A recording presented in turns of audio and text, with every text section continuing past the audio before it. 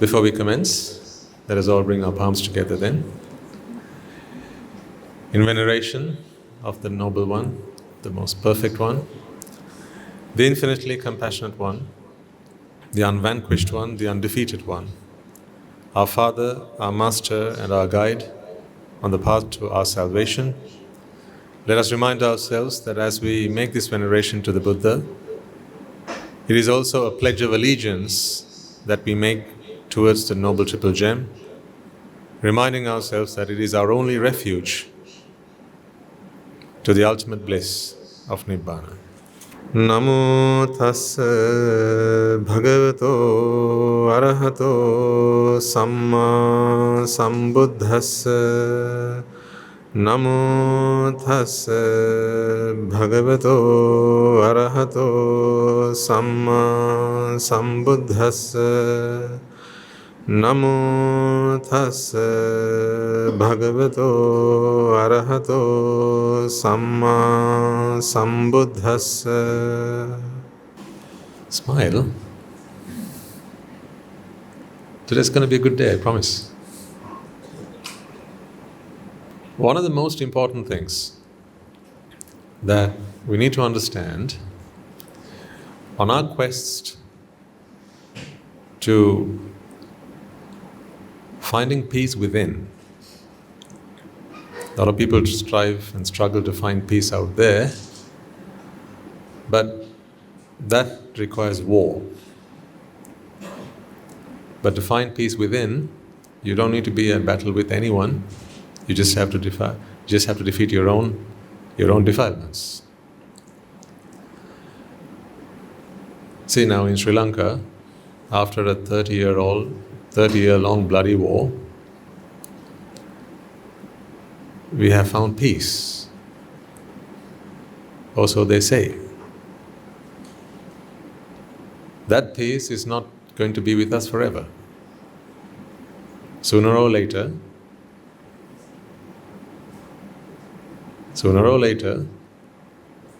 there's going to be a war again. Because that peace is a peace on the outside. Whenever there's peace, there's always going to be those who are not happy with that state of affairs. Meaning, if there's peace that comes after a war, then one side will have been defeated, the other side will have won. That cannot be true peace, and that is because those who have defeated are of course not happy about the fact that they have been defeated.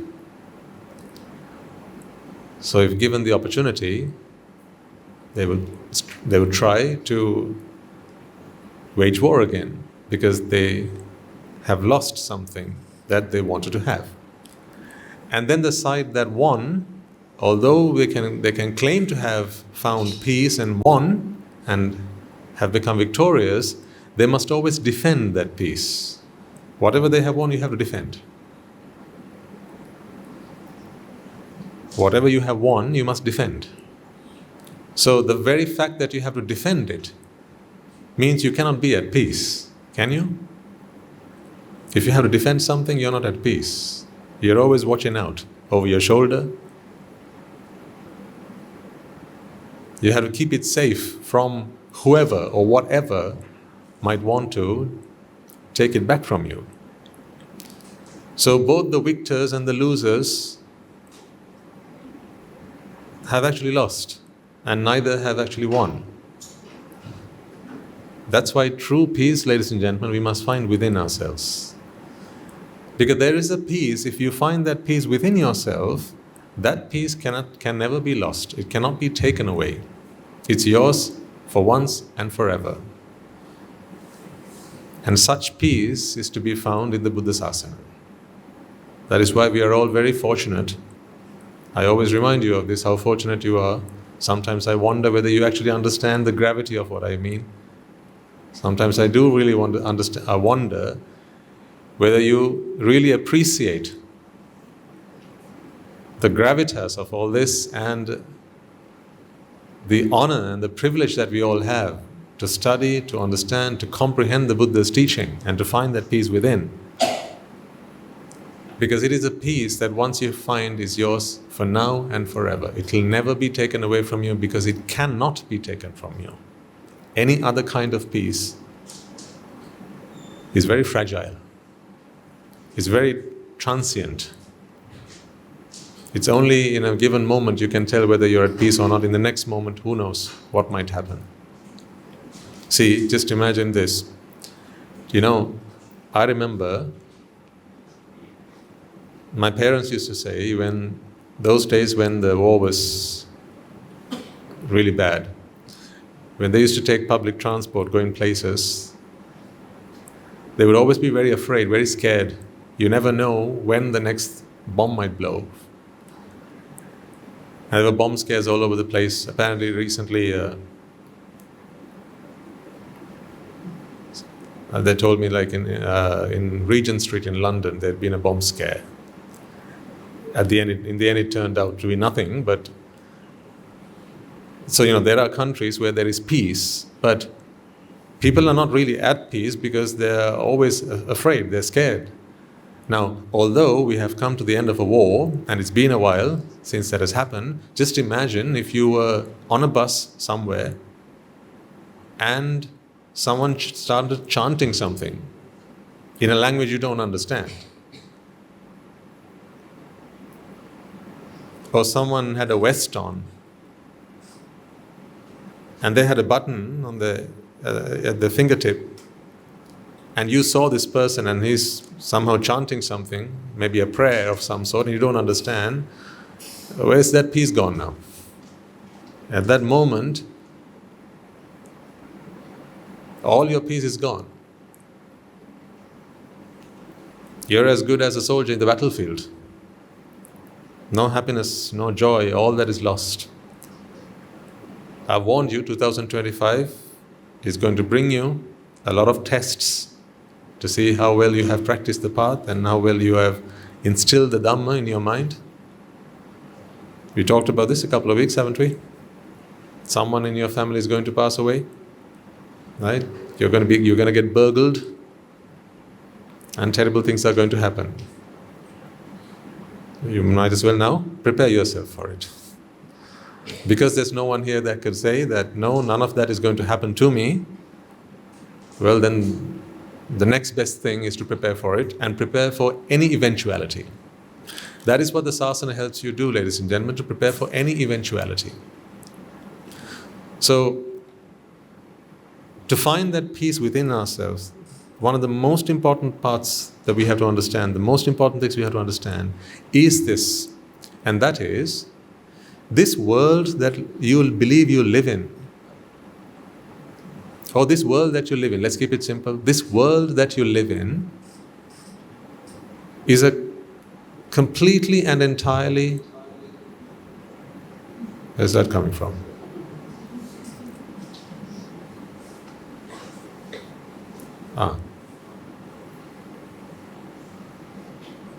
This world that we live in is an entirely mental world. I'm going to help you understand this today. Let me say that again. The world as you know it is entirely mental. Not mental as in crazy mental. Mental as in it's in the mind. The world that you live in is entirely in your mind, ladies and gentlemen. I'll ask you a very simple question. Why do you enjoy living in this world? Now don't say, no, we don't enjoy living in this world, Swaminathan. If you say so, you must all come back to the monastery with me after the sermon. If I offered each and every one of you the opportunity to ordain, would you? Today? Some of you know we don't qualify, so it's okay. But if I did, would you? If I made you all Arahants, are you actually prepared for that?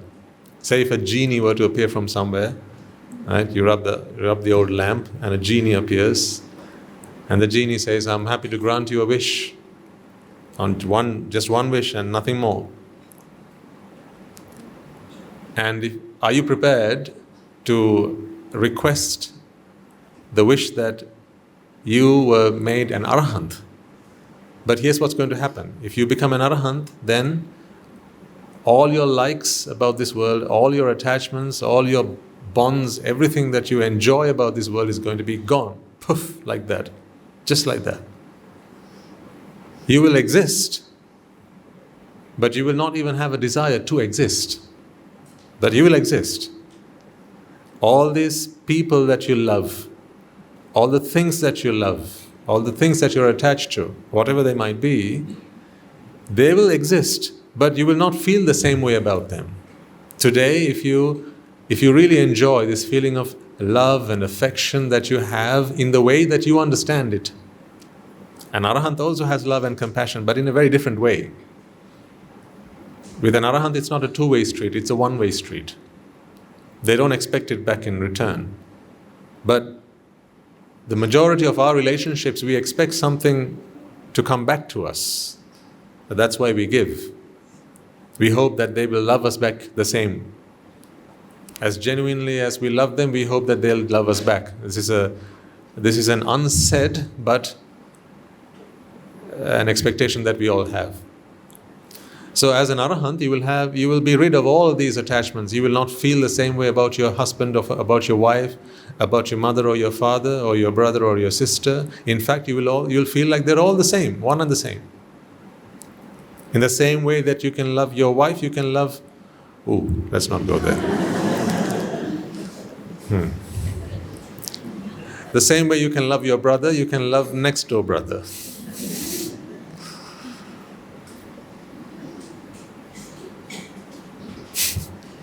I got to be careful.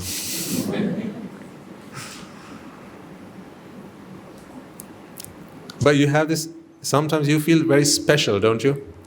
Like, when you're in your close family, let's say you're having, New Year's Day or Christmas, or when you have your family get-togethers, and there are these moments you feel really sentimental. You feel very loved. You all know what I'm talking about? That feeling, I feel very loved, very cherished, very... You know what I'm talking about? That feeling. That like you want to hug, and you want to be hugged, and you want to hug like everyone around in the room. Like in those moments, you feel a lot of affection. All those affections will be gone. Those emotions will be gone, because an Arahant does not feel that way.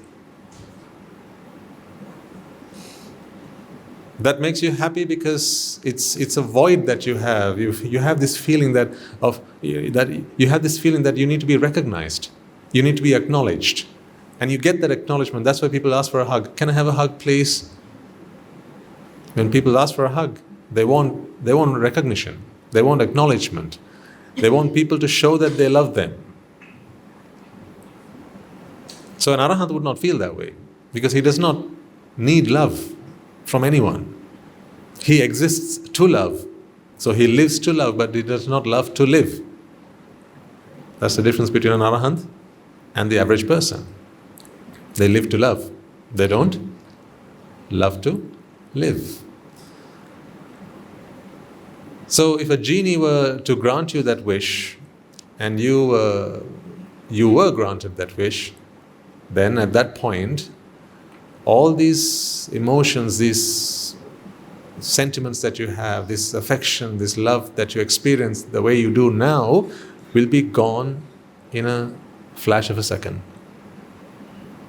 Sometimes people ask me, is an Arahant like a robot, but with consciousness?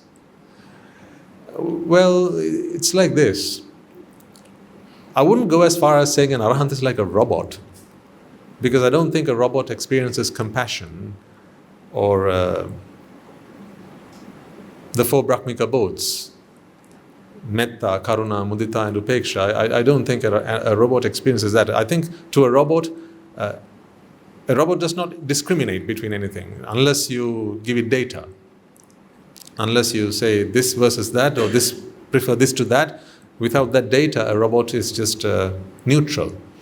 But an Arahant always has compassion towards minds, Not towards sentient beings, because he understands that there are no such things called sentient beings. He does not see mothers and fathers and friends and enemies in the way that other people do. What he sees is minds. There's a mind and there's a body. There's another mind and another body. If there are 200 people here today, there are 200 minds and 200 bodies. Minds and bodies. It's a very difficult thing to imagine what an Arahant must feel like. I suppose once you step into the noble path, you begin to get a taste of what it might feel like. But at least you have to become a Sotapanna for that, to even get a glimpse of what an Arahant might feel like. Because until then, these are two worlds apart, ladies and gentlemen.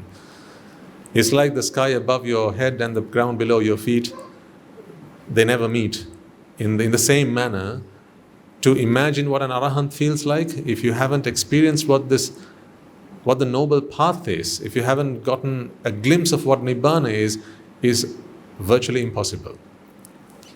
But that's what we're all trying to do. See the destination first and then get there step by step. An Arahant is someone who has found peace within. And because he has found peace within, happiness within, he does not seek it from the outside world.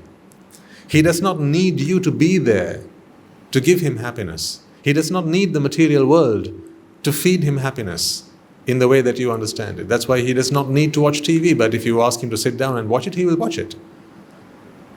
If you pull the plug, he's not going to do that.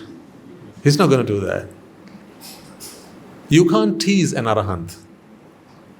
Like the way you tease your kid with a bar of chocolate. Right? You can have this if you do your homework. There you go. Have it, no, have it, no. You can't tease an Arahant like that, because an Arahant doesn't vex. You can't tease someone who doesn't vex, can you? Like you tease your dog with a dog biscuit or something. You can't tease an Arahant like that. You can't punish an Arahant. You can only punish an Arahant physically. You can't punish him mentally. You can't sort of give him the silent treatment because he's okay with that. And on the other hand, you can't even punish him by just constantly blaring sounds at him, and because he doesn't vex with that either. It might hurt him physically if there's some physical discomfort that comes with a lot of noise, but it doesn't annoy him, if you get what I mean. You all understand what it is to be annoyed, don't you? Don't you? Don't you? Don't you? Don't you? Yes. But an Arahant does not experience annoyance. He does not experience irritation. Physically, yes. So you can, keep rubbing something on his hand and it's going to maybe hurt or make him feel discomfortable or uncomfortable. But that emotional response that you're so familiar with, he, the Arahant, or she, the Arahant, does not experience that, ladies and gentlemen. That's the level of peace I'm talking about. It's that kind of peace. It's like if someone just pulled the plug to your eyes and you went blind all of a sudden. Just imagine how you'd be running around like headless chickens. Whoa, what's going on? I can't see, help. An Arahant wouldn't do that. He would obviously be conscious of the fact that he can no longer see, but he'd be okay with that. That's the kind of peace I'm talking about. That's the kind of peace I'm talking about. You may be disgusted by certain sights and certain sounds, certain smells even, certain tastes. An Arahant is not. He's conscious. So if there's a stink somewhere, a foul stink somewhere, an Arahant would sense it the same way that you do. So say there's a something rotten. Okay? Maybe rotten fish. If anyone's ever smelled rotten fish, say food gone off. Say it's been left there for 3 weeks. Now you get the idea. If someone were to ask you to take a whiff of that, right? Someone holds it onto your nose. Your facial reactions say a lot about your mental state. If I asked you to take a whiff of something that had gone off for 3 weeks, what would your facial reaction be? A smile? Without you even thinking of it, your face responds. Your face displays your mental dissatisfaction about it, doesn't it? Your disgust, ugh, something like that. Yeah, your face it goes cringy. With an Arahant, that doesn't happen. Because you don't, that facial reaction, how does it help you? What good does it do to you? Okay, it's gone off. You just need to be able to say, it's gone off. That's all, right? That's all you must be able to say. What's with the face? How does that help the situation? It doesn't. An Arahant does not have phobias. Are you scared of things? Claustrophobias, arachnophobias, all these phobias that people have. Scared of heights. An Arahant isn't scared of heights. No vertigo. Not scared of spiders, not scared of lizards, not scared of snakes, not scared of blood. Not scared of anything. He's not scared. Full stop. I'm painting a picture of the destination so that you can all fall in love with the future Arahant that you are about to become. Don't you want that? Well, then we have some work to do together. From time to time, you need to envisage. You need to give yourself that experience. This is what my future holds for me. From time to time, I want you all to at least imagine that. As an Arahant, when you're angry, if you remember the last time you were angry, after you recovered from your anger, now that you have understood the dhamma to some extent, tell yourself, if I were an Arahant, I wouldn't have become angry. That anger would not have consumed me in the way that it did. Oh, how I wish I could become one soon. That is an internal motivation. It's really good to have that from time to time. That alone is not going to do anything, but it's a good internal driver. So I'm painting that picture of what you, the Arahant, is going to be in the future. Then, another aspect. You must all have experienced, even to a tiny extent, perhaps, emotions like jealousy. When you see that someone else has something that you'd like to have, people don't tend to own up to it, but because everyone knows that it's not a nice feeling, no one likes it, but you can't stop yourself from feeling it. I'll put my hand up and say, there are times when I felt that. At some point in my life. But we don't like to own up to that, because everyone knows that it's not nice to be jealous, because you're supposed to be happy when others have what you can't have, right? Or when others have what you also have, or what you can't have. But you can't stop yourself from feeling that, because you hope that you could have it instead of them, or you could have it at least as well as them. But then you can't, because it's not within your means to have it. Or for whatever reason, or she's already taken. Then what you do? Oh, he's already taken. It's already taken. And there's only one of it. There aren't two to go around. And what do you do then? There's only one seat. So not two people can fight for it, but only one can sit. There's only one check. Two people can fight for it, but only one can take it. There's only one trophy. Two teams can fight for it, but only one can walk away with it. So in those moments, you feel those emotions inside you, but an Arahant never feels jealousy. Never. That mind does not compute jealousy. He understands what jealousy is, but he doesn't feel it. That's what I'm talking about. He understands it. He understands. So if you are jealous and you walk up to him and say, Radhan sir, I'm jealous that you're an Arahant and I'm not. He understands exactly what you mean. But he doesn't go through that emotional turmoil. So no fear, no jealousy, no anger. Just imagine that situation, that state of mind, ladies and gentlemen, because you've all experienced this at some point in your life. You know what this feels like. You know when you feel threatened, don't you? When you feel threatened, Maybe when you were in your school days, you go to school. Like those days, schools there used to always be fights between schools and whatnot. I don't know, maybe it's still there, but I don't get to see it at least. But I remember when I was during my school going days, there was always one school with another school. There was always something going on. Sometimes you had to take your badge off just to make sure that you weren't going to be spotted or going to get in trouble. There were bullies everywhere. And that's still there. Bullies are still there. So if you've ever been bullied, you know the feeling of what it is to be bullied, and you feel threatened, you feel very insecure in those moments. You feel very vulnerable. Yeah? Do you remember those? You may not feel that right now, but you know what that feels like because you can recall those emotions. Just think about the last time you felt bullied by someone. Most of you will have experienced that at some point in your life. It's more common than people admit. Really is. It is more common than people admit to it. When you feel bullied.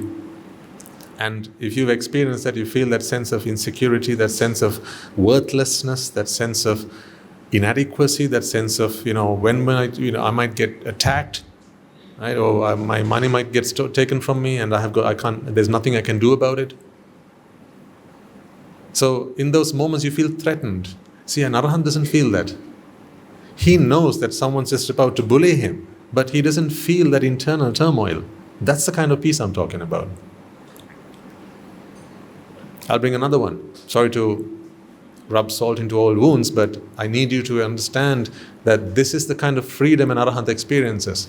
There may be some among you who, perhaps in your younger years,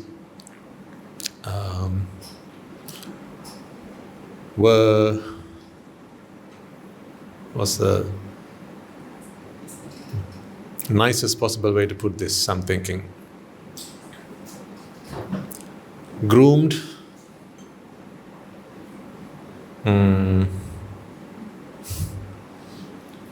touched inappropriately,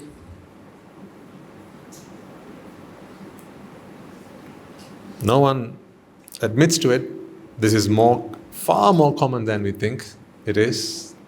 I often ask parents to go back and ask their children, and if they can trust you enough, they will reveal to you how much it happens even in this day and age, and it's happening more and more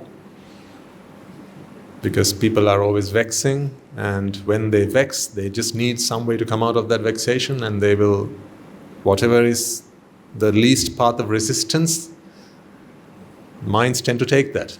So if it's your son, if it's your daughter, and there's someone there, it could be a man, could be a woman. If they feel the need to satisfy themselves in that way, and your child's there, then at that moment they will forget that this is just a child and I'm an adult, and how dare I treat a child in this manner. But they'll think about all that after the fact. Because all there is a mind, and when a mind vexes, it's like a pressure cooker. What else can a pressure cooker do than scream when it's under pressure? That's what a pressure cooker does. There's a little nozzle from which it blows out hot steam, and of course it just toots. What else can a pressure cooker do? And it's in the same way, ladies and gentlemen, when a mind vexes, and if it's your child who's there, that's why I say, many of you may have been on the receiving end of that.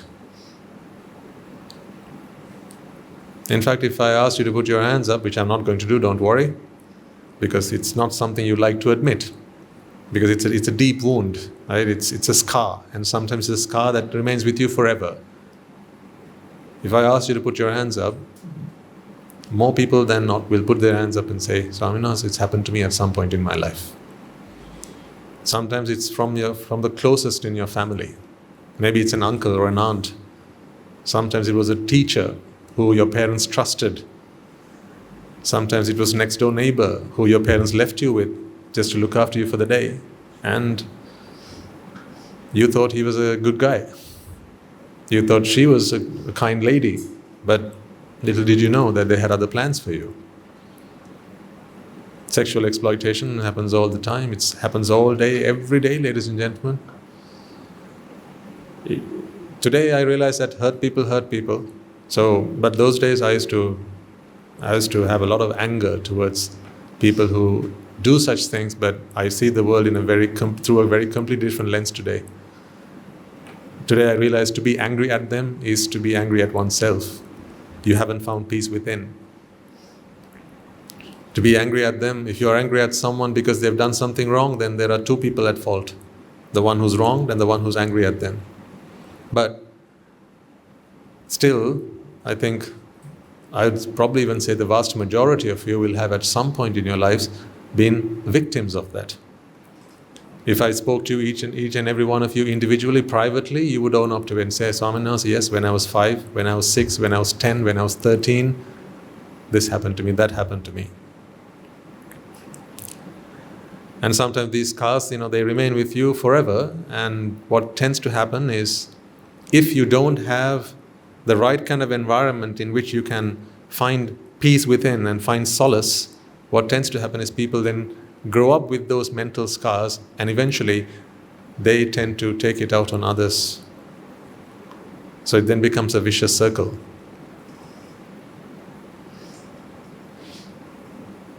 Victims go on to victimize. That tends to happen a lot in society. I know this because that's what I do now for a living. I speak to people and I listen to them, and they come up and open up and show me their old wounds. Say, Swaminathan, yeah, there's a wound here. Sometimes the physical wound has healed, but the mental wound, it remains with them until I can give them some medicine. See, I have the distinct privilege to do that. And I love my job. Oh, I love my job. Because I have the medicine that can heal a wound that has been with this gentleman, with this lady for the last 30 years, 40 years, 50 years. They have to live with that. Now, if there's anyone here who's been a victim of that, the physical wound will have been treated. It's gone. There are no signs of it. In fact, every cell of your body has now been replaced. There's not a single cell on your skin that was ever touched in that way by someone. Right? After a few days, it's gone. So you're not the same person physically, but inside, you can't stop yourself from feeling that it was I who was victimized. And now, sometimes you still have to keep looking at that person. You have to see that you meet that person from time to time. But it's you don't talk about it because it was their secret, your secret, and you agreed that let's keep it a secret. And ever since you were not able to come out with it, you never told your parents, you never told your loved ones, you never told an adult, and it's always there with you. A lot of times people come up to us, it happens more so it happens a lot with young boys than actually it happens with girls. A lot of young boys are victims of abuse. And because we do a lot of counseling at the monastery, as you know. But no one's immune. No one's immune. Because in the society that we live, unless the dhamma seeps into society, and unless people begin to associate the Noble Triple Gem, at least in some way begin to comprehend the dhamma and start to heal their raga, dvesha and moha within their minds, when the mind begins to vex, ladies and gentlemen, it's just a ticking time bomb. That's all it is. You need to understand this. And on the other hand, when people come to us, they seek justice. Sometimes it's difficult to explain this to people, but it is the truth that is, well, let's be honest, justice has been served. Because it is only something that you have done that will always come back to you. Today, you're living your future today. That's what you're doing. What you do now is you're painting your future. So your future is going to be how you think today. That's how it's going to be. So one of the first things that we tell people to come to terms with what has happened and to find peace, at least with the other person. Sometimes they have to be with the other person. Sometimes it's a colleague. Sometimes it's a person who lives down the street, and constantly having to see them is just, it just tears them up from the inside. And one of the first things we tell them is, first let's understand that it's only what these are boomerangs. What you throw around comes around. So first be prepared to accept that you've done this to someone and that is why it's come back to you. It's not entirely their fault. So then they learn to find peace initially. And then we go on to explain to them the dhamma as we study when we come here, as we learn when we come here, that your past is not you, your future is not you, even your present is not you. There is actually no you. All there are just eventualities. They're just incidents. But ladies and gentlemen, to come to that understanding is a huge achievement. That's where you find peace. I have never come across a sasana, another teaching, where the ultimate goal of that teaching is to become selfless. Quite literally selfless. As in, there is no self at all. There are two kinds of selflessness that people speak of. One is, I exist and I will be selfless. I exist and I will be selfless. I will not think about me, but I'll think about others. That's one kind of selflessness. And there are many religions, many teachings that teach that. Then there's another kind of selflessness. In the Buddha's teaching, the Buddha teaches us that there is actually no self to effectuate a self and then to become selfless. This is merely a mind that perceives a sense of self. There's not actually a self at all. It's just a mind. That's the philosophy that we need to understand. So coming back to what I started the conversation with, one of the most important things in this journey, ladies and gentlemen, is to understand that your world is entirely mental. So the reason that you feel that you still want to be in this world is because you're attached to this mental world. Let me draw that mental world for you. It looks something like this. This is a very simplified diagram, but it's to give you the idea. If this is your mind, somewhere here you have your eyes.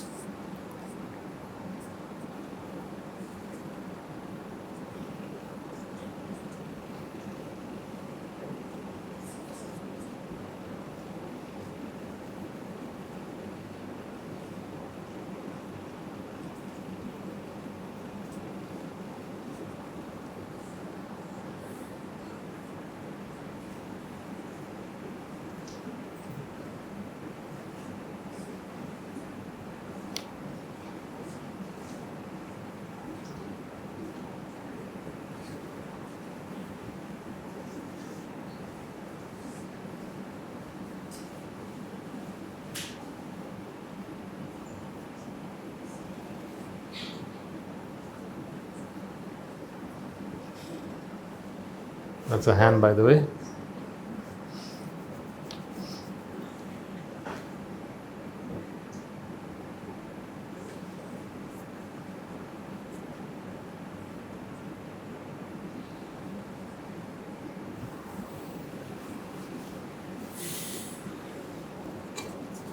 That looks nothing like a hand, does it?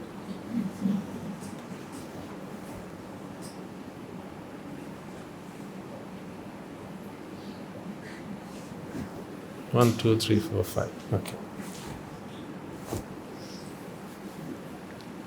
Your sense of sight, sound, smell, taste, touch, and things that you can think of, including memories that you have, as well as other thoughts that you can conjure up in your own mind, because the mind can feed itself. So that's your sixth sense. These are your six senses, and each time one of these organs or one of these senses is stimulated, you have the chitta.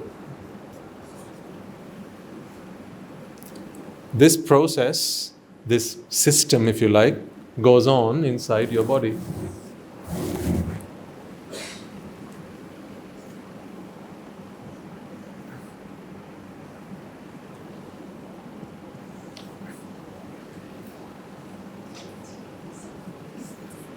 That's your head, okay? Everything okay?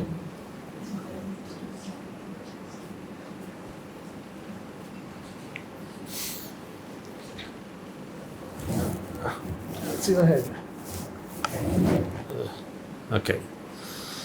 So this process, this system goes on within you.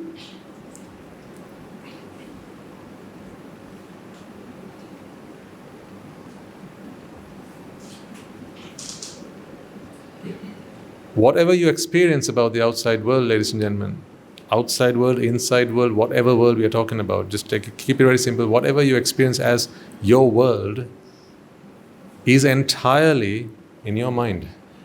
Each and every experience that you have is a chitta, nothing more. Nothing more than that. All your experiences are your chittas. And there are never two chittas at once. There's always only one chitta at any point. So when you see, you can't hear at the same time, although it feels like it. It's only because your chittas are flowing at such a rapid rate, right, one after the other, one after the other. Many millions, maybe even billions of chittas every second. See, you can hear me and see me both at the same time while feeling the cold tiles under your feet and the seat under your bottom. All of this, and you breathe at the same time. Right? All of this is going on. Your mind is involved in all of this. And that's because your chittas, they rise and pass away at such a rapid rate. And each one of them has the potential to experience something about your system. But I want you to focus on this and this alone for the purpose of this conversation, and that is, you are quite literally your chitta, your mind. Do you recall, and I'm going to prove it to you with I brought some evidence with me today, just to prove the point to you. Do you recall, when I talked to you about the eye a few weeks ago, I made to you an argument, which I think we all agreed, that it is not light that we see. Seeing has nothing to do with light. It's not light that we see. Because if it were light that we see, then light must reach all the way to the back of our brains and then to our minds. But we know that light doesn't go any further than your retina. So if light doesn't go any further than your retina, then it's not light that you see, because you don't see at the end of your retina. There's an optic nerve then that carries an impulse, and that's an electrical signal. An electrical signal is not light. So there in itself we have to come to an agreement that it's not light that we see, it's something else. So the world that you see, this colorful world that you see, is not actually out there. What color are these flowers? See, there's a pink flower. Right? Can you see a pink flower? That's very wrong to say that. That flower is not actually pink. When you say that that's a pink flower, don't you feel that the pinkness is in the flower? Don't you actually feel that way? That the pinkness is in the flower? But it's not. What color is this leaf? See, you have an answer. Already it's come to your mind. You say this leaf is green. But green is not in the leaf.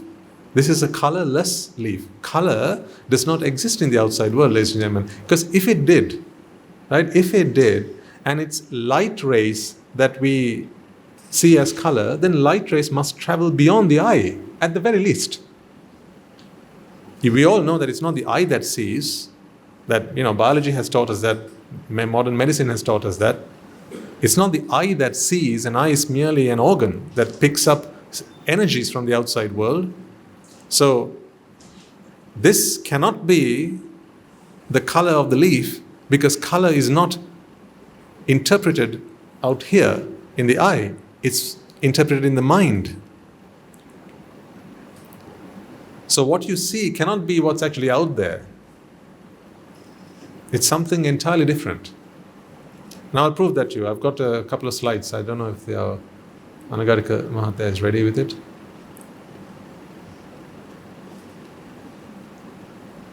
Right, until he arrives. I'm going to prove to you that color does not exist in the outside world. So why am I trying to prove this to you? The reason I'm trying to prove this to you is for you to acknowledge then that what you see is actually a creation of your own mind. You only see what you think, nothing more. So when you live, when you experience life as you know it, can you come to this understanding for your sake that it's just a chitta that's going on right now? See, I'm going to tap this microphone. Okay, let's do this all together. I'm going to tap this microphone and you're going to hear a sound. When you hear this sound, I want you to come to awareness that what's happening right now inside of you is vibrations that reach your ears and then your ear canals, go through a nerve to your brain, and then actually what it does is it triggers a chitta. Okay? Start to really get into that level of detail without just very superficially saying, I hear things. Because when you think that you hear things, you think that sound is out there for you to hear. That's not what's going on. It's just vibrations that are out there. Sound you have to create in your own mind. Let's try that.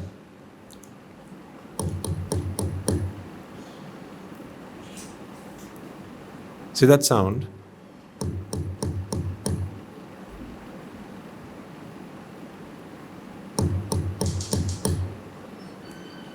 When you hear that sound, I want you to think about this.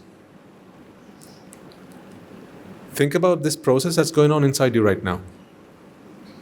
So don't just listen to this and think it's just a sound. That's not what I'm asking you to do. I want you to walk through the process. Vibrations. That vibrations trigger something in the ear.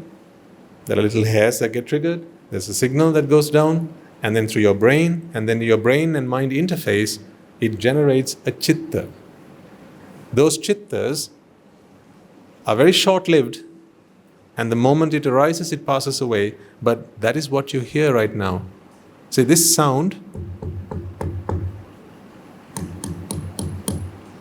that sound, ladies and gentlemen, does not exist out here. I did not send that sound to you. It did not come from the speakers. For each and every one of you, that sound would have been heard a little bit differently. No two sounds will be identical. I don't mean two sounds that you hear won't be identical. For every one of you in the room, the sound that each and every one of you hears will be a little bit different because your process is different. There are many factors that determine the sound that you hear. Not just physical, but also mental, because sound is mental. Sound is not a physical thing. Sound is a mental thing. But we learned it for physics, didn't we? We should have learned it for psychology, not physics. We learned light for physics, but light is not physical. Or rather, sight is not physical. Light is, but sight is not physical. Vibrations are physical. Sound is not physical. But you remember, for physics, there was a whole lesson on sound, but sound is not physical. Sound does not exist in this physical world. It's mental. What about taste? What about taste? When you taste something, a piece of cake or whatever, a piece of chocolate, and you put it on your tongue, you can't help yourself from thinking right now that the taste is actually in the chocolate. Well, it's not. The chocolate has no taste, it's tasteless. There are bits on your tongue that get triggered, which then carry electrical signals to your brain, which once again translates those signals to chittas. So that's what we call taste consciousness. There's sound consciousness. There's sight consciousness. Can you talk about sight without talking about consciousness? I'll ask the question again. Can you talk about sight without talking about consciousness? Without talking about a chitta, can you talk about sight? You can talk about light, but you can't talk about sight. You know they're two very different things. Light is what emanates from these devices. Sight is not that. Sight is the image that you see right now. That image has nothing to do with this light, ladies and gentlemen. These are two very distinct things. I want you to start to make that separation in your mind. Because this is an abstraction that I want you to make. And that abstraction you have to be able to make through wisdom. Do try it while you're here right now with me. This is kind of like a meditation. I want you to contemplate this. Do try to make this distinction. Let's go back to sight for a second. Do you have the slides now? Can I put them up? So what do you see?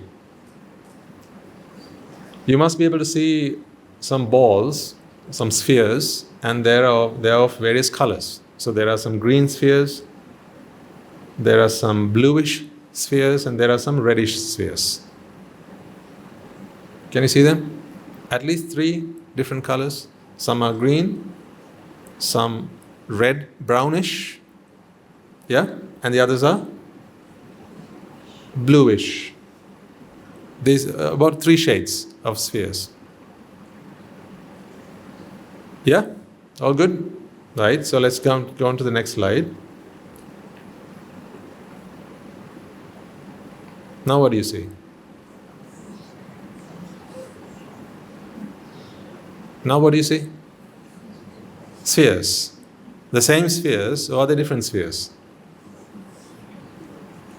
They're the same spheres.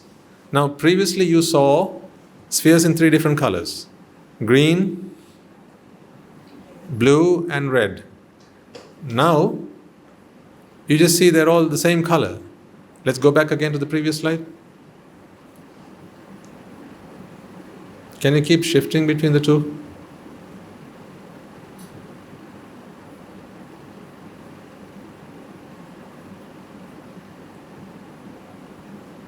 Just study that for a second.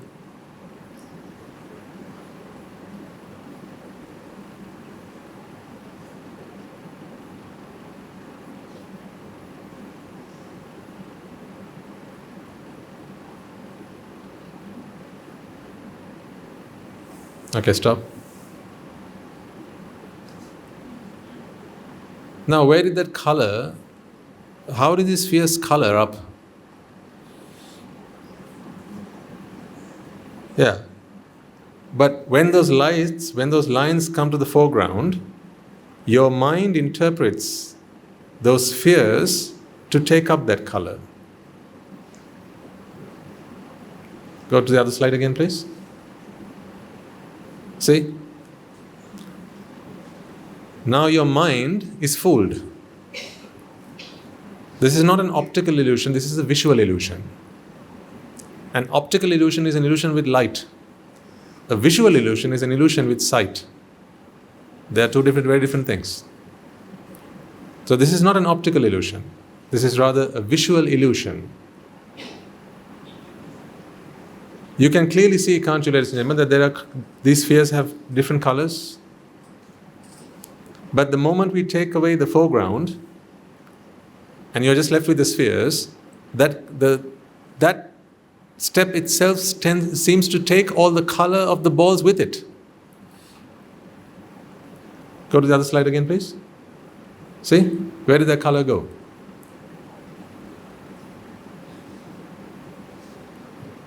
So was that color in the sphere? Or was it a creation of your own mind? That's the point. Now, can you stop your mind from interpreting that color?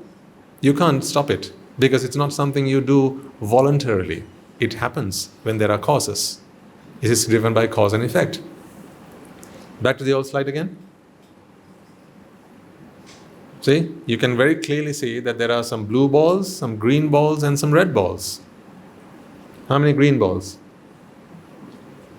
4?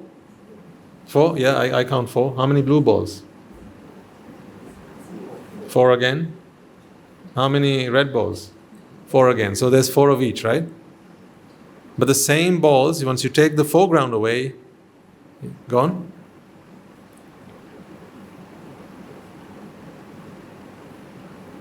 See?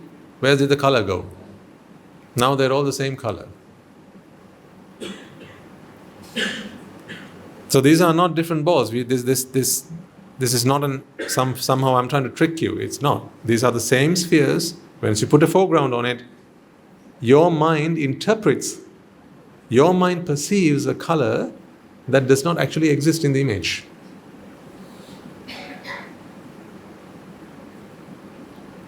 To prove to you that color is a perception of your own mind. So the world that you see, because you don't really see anything else other than color, do you? When you say I see something, what do you see? What is it that you see when you say I see something? Color. That's it. What about when you're colorblind then? Well, whatever colors you see, those are the colors you see. Even if you saw things in black and white, it's still color. You see it in black, you see it in white. So if you didn't see color, you'd see nothing at all. Which is to prove the point that your sight is entirely mental. Sight is a mental process, ladies and gentlemen. It's not the world out there that you see. You create it in your own mind. Let's jump to another example. What else do we have? Right, look at this for a second. Now I want you to stare at the cross. Can you all see a cross in the middle? Right, as you stare at the cross, what do you see around the periphery?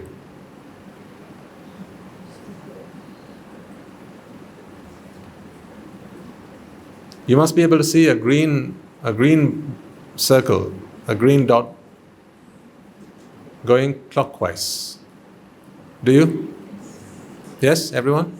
Can you see a green dot going clockwise? Yes. Now try and look at the green dot.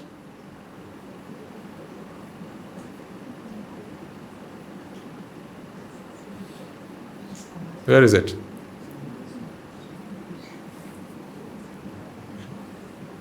Where is the green dot when you look at it? It's not there. I stole it. Now look back at the cross. If you stare at the cross and not directly at the dots, you should see a green dot going clockwise. Yeah, so it'll keep jumping. Yeah, it'll keep jumping, replacing each of those purple dots. Right, so it'll keep jumping from purple dot to dot. Study that for a second. And now while you study it, I have this question to ask you. So, what's green there on the screen?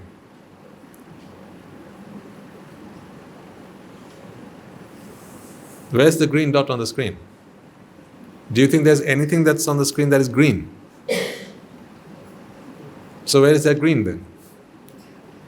In your mind. Is it in your eye? Could it be in your eye? What do you think? Could it be in your eye? For it to be in your eye, must it not be on the screen? It has to be on the screen because light has to reach your eye. And green light must reach your eye. But there is no green light emitting from this little exercise or this experiment. There's no green light emitted. Now I can't pause this, but you can pause it by trying to spot the green dot. If you try to spot the green dot, it's gone. If a green light was actually shunned from the screen, then you should be able to see it, mustn't you? So your eye must be able to pick it up. But the fact that your eye doesn't pick it up means green is not being emitted from the screen. So then where is that green produced? In your mind. Well, then all color is the same, ladies and gentlemen. So what color is this again then? Is this green? If this is green, spot the green on the screen.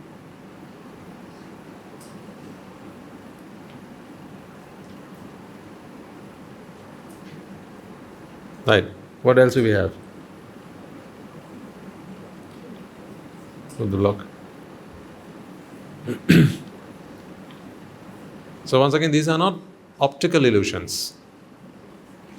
What are they? Visual illusions. Because optics are to do with light and light's properties. Light is a physical phenomenon.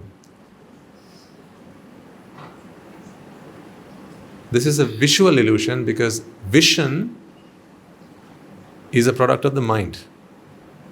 Sight is a product of the mind. Do you have the blocks? The 2 blocks? Yeah. Right, look at this for a second. Now, I have a question. You can see there are 2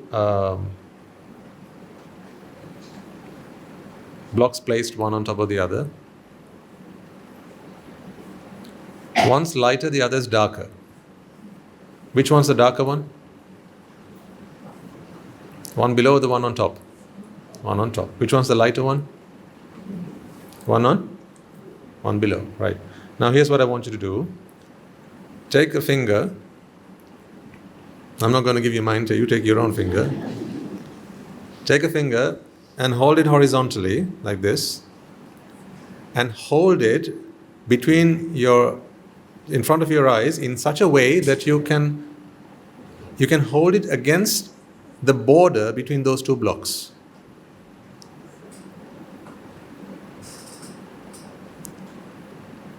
Okay? Now which one's the darker one, which one's the lighter one? How can they be same? Hold on a second. A moment ago you said one was darker, one was lighter.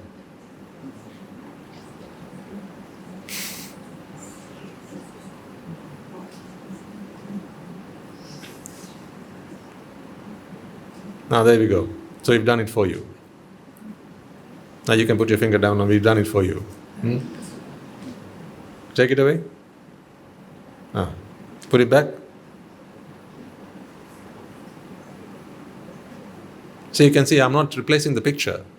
All I'm doing is I'm putting a little box right over the edge of those 2 boxes, or those 2 blocks. Take it away, please. See, right now, can't you very clearly see that one's dark and the other one's lighter? One is darker than the other, right?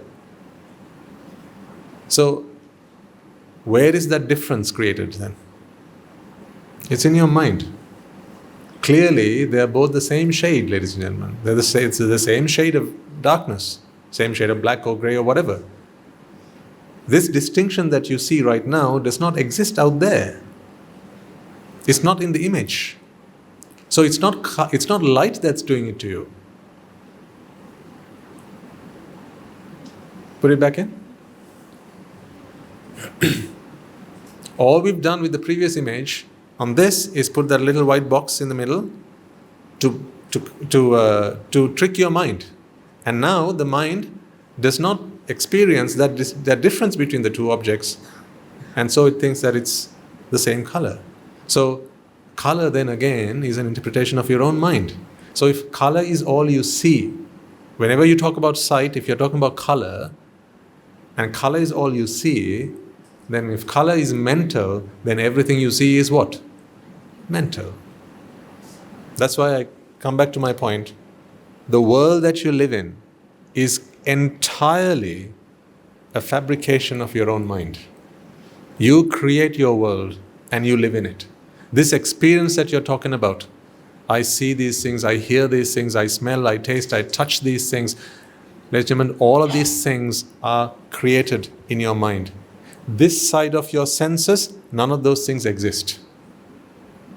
There's not a single sound in this world. This world is silent. It is absolutely silent.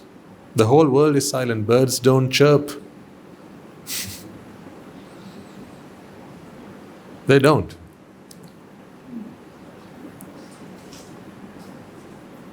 But you think, people go bird watching and they love to hear the birds chirping, right? And you give the bird credit for it. And then, people who are interested might even categorize, there are these birds that chirp like this, and there are these birds that chirp like that, and I love these birds, and I don't much like those birds. So, what does a piano sound like? Those of you who play instruments, put your hand up if you play an instrument. I'll put my hand up as well. Used to, not now. Oh, good, right. So, what does that instrument sound like? What does the instrument sound like? Huh? It sounds like nothing. So why do you play that instrument then? See, this side of your five senses, actually this side of your mind, no sound exists. Sound does not reach your ear because there is no sound on the outside to reach your ear. Sound does not go down your auditory nerve because there is no sound to go down your auditory nerve. Sound does not reach your brain because there is no sound out there to reach your brain. But the moment your brain sends some kind of signal to your mind, that mind creates sound.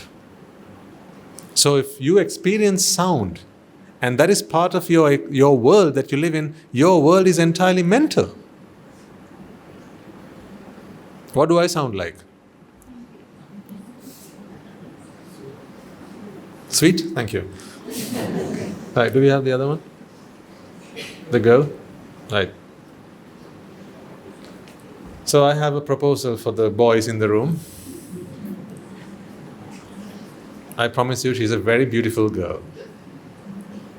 You don't agree with me, do you? So I'm going to propose this girl to you, the unmarried boys in the room. She's a very beautiful girl. And to convince you that she's a very beautiful girl, I want you to do something. Do you see there are 3 dots on her nose? Now it might be a little bit difficult if you are sat right at the back of the room. So the bachelors come to the front, please. We are already at the front, Swaminans, I hear some saying. Okay. So focus on her nose, and there are 3 dots to help you focus. Focus on her nose and keep focusing until I tell you to look away. Okay, don't do anything else, just keep focusing on her nose. Just keep staring at it, focusing on her nose. I'm going to hypnotize you, alright? Don't look away, just the nose. Right, now don't do anything, keep looking at the nose. Can you switch the lights on in the room, please? You keep looking at the nose. And when I count to 3, I want you to look at one of these walls in the room. So look somewhere white. It helps if it's white. And blink your eyes as fast as you can. But on the count of 3, okay?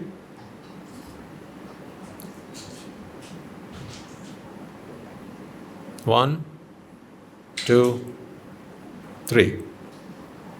Look away, somewhere there's white, and keep blinking. Blink as fast as you can.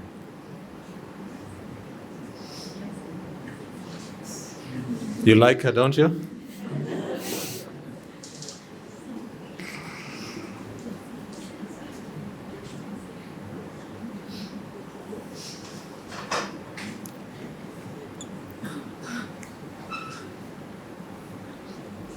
So initially they were bachelors and now there are wannabe bachelors. What did you see? What did you see in the picture, in the image? On screen? She hardly has any color. But after this, and you started blinking, what did you see? In vivid color, you saw the girl's image, didn't you? Was that color in this image that I put up on screen? Then where did that color come from? It's in your mind. It's not in your eye. Because if it's in your eye, you should be able to see it anyway. It's in your mind. So then where is color? Where does color exist? In your mind, ladies and gentlemen. So if when you see things, and we talk about sight, if all we talk about is color, because can you name any one thing that you see that does not have color? Can you name anything that does not have color? Name a sight that does not have color? You can't, because seeing itself is color.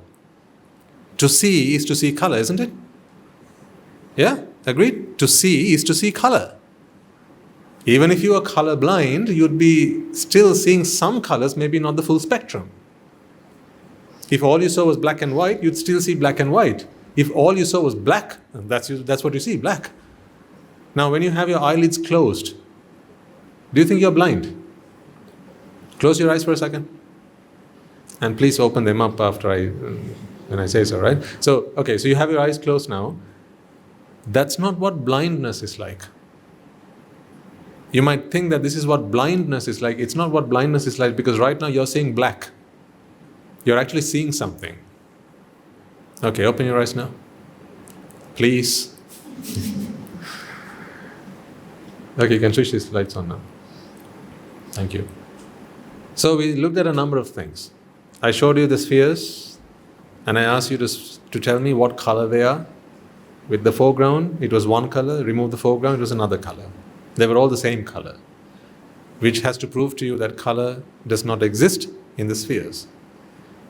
Then we looked at the jumping dot.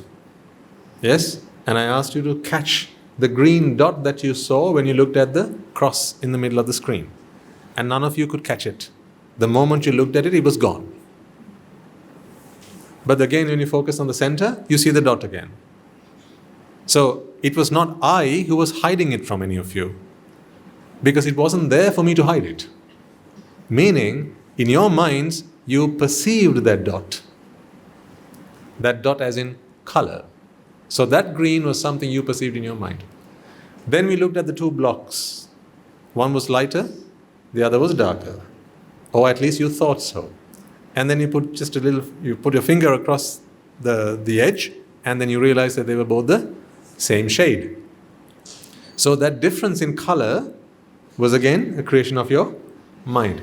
Then I showed you this pretty girl who you didn't agree with me was pretty at the beginning, but then later on you did what I asked you to do, and then you started to see her in full color. And that color was not on the screen either. See, things that were not on screen you saw today. So what about the things you've been seeing every day? Are those things that were on screen? What color is my robe?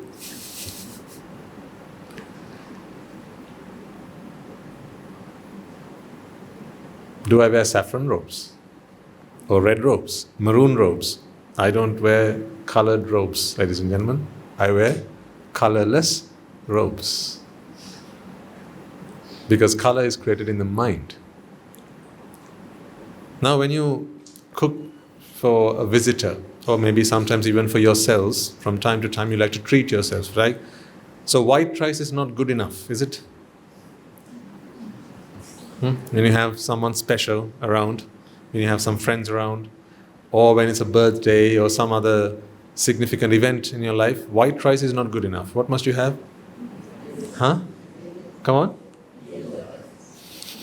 Yellow rice. Where's the yellow in the rice?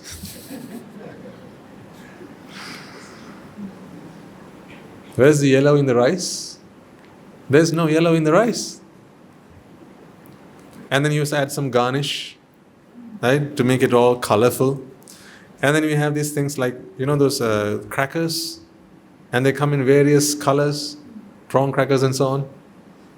Yeah? So, and like papadums that come in various colors. And you really, sometimes people pay extra for the color, don't they? Shame on you.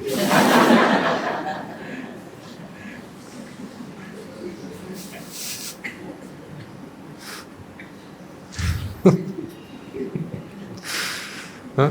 You pay extra for something you have to do. Don't you? I mean, just imagine there are two cars and they are identical. Now, usually cars are more expensive in a certain color. Which colors? I can't remember now off the top of my head. Which ones are more expensive? White? White's more expensive. No? Black is more expensive. Sorry? Depends on the weather. Which one's more expensive? Come on. Car aficionados. Huh? Which ones are more expensive? Black? White? No? They're all the same. White's cheaper. Okay. So, if it was of color, then it's more expensive. All right. Right. So, white's cheaper and a colored car is more expensive. Right? So, let's say you buy a white car and that is, just to keep things simple, $1 million, whatever. And then the same car you can buy in navy blue. And that's 1.5 million. That 500,000 extra you've paid because you wanted the car in that color. Who did the coloring up?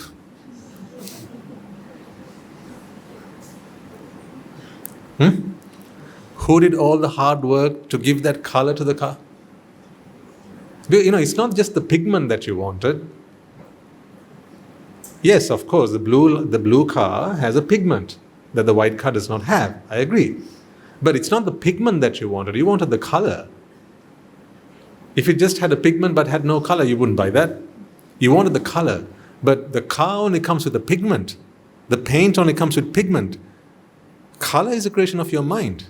So for something that your mind's doing, you pay extra to the car dealer.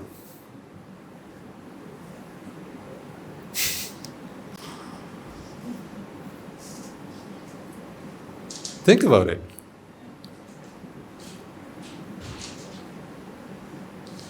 So again, I go back to the dining table and I ask you, why do you have all those colors? Why does it have to be such a colorful dining experience? But if you think about presentation, right, then that's a big part of cuisine, right? Presentation. Presentation is a big part of it. And when you present something, like take puddings, for instance, like it has to be color matched, color balanced, right? There has to be the reds, there have to be the greens, there have to be the blues, and all those shades have to match with each other. That's culinary artwork. In fact, it's a discipline, it's a science on its own. It's a field of its own. Presentation of food and making it very colorful and vivid. But all those colors, ladies and gentlemen, are creation of the mind. So for some work that the mind is doing, why do you pay extra? Why do you work extra hard for that? When your mind's the faculty that does all the hard work behind it. See, with color, I have used all these examples about sight because it's the easiest one to explain to you. The others are the same.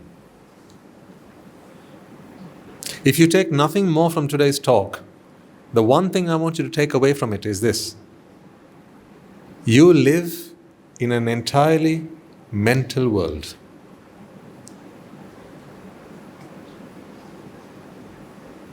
Your world is entirely mind-made.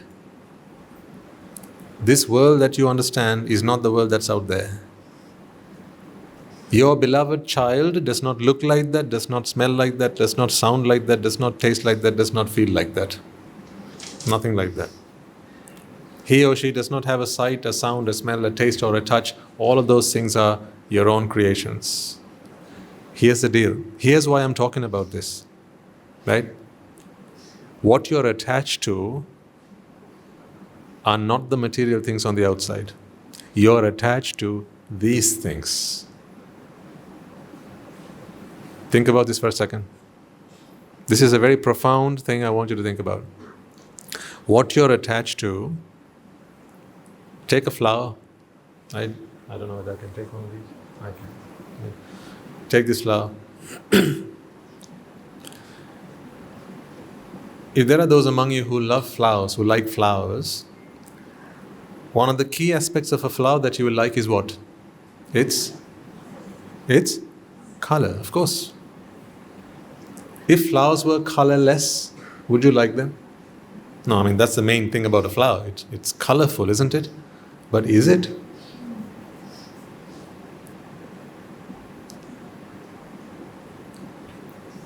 This color is not here.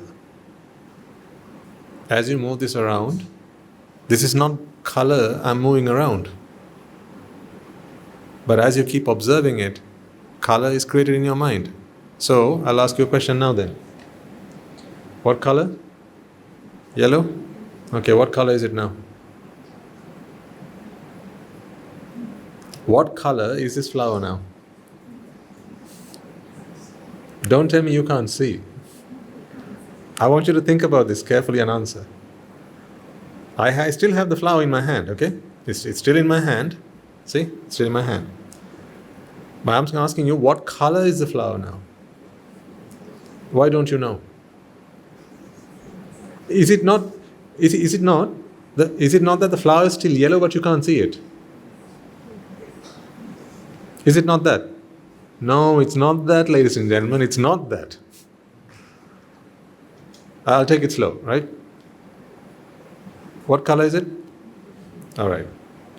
Is yellow in the flower? Yellow is in the mind, okay. So, right now, where's yellow?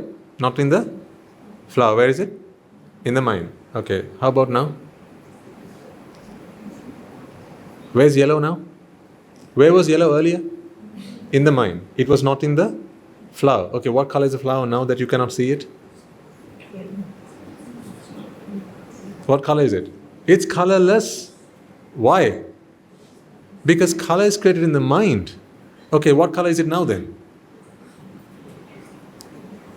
What color is it now then? Yellow? No, it's colorless. That's the point.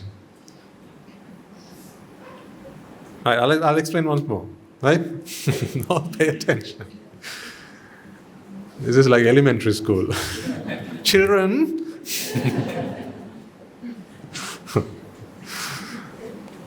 Back to basics. You're learning colors again. Right. You see this? Okay. What color is this? What color is the object? What color is the object? It's colorless, isn't it? I've showed you several examples to prove to you that color does not exist in the outside world. Yes? All there are here are pigments. What color are those pigments?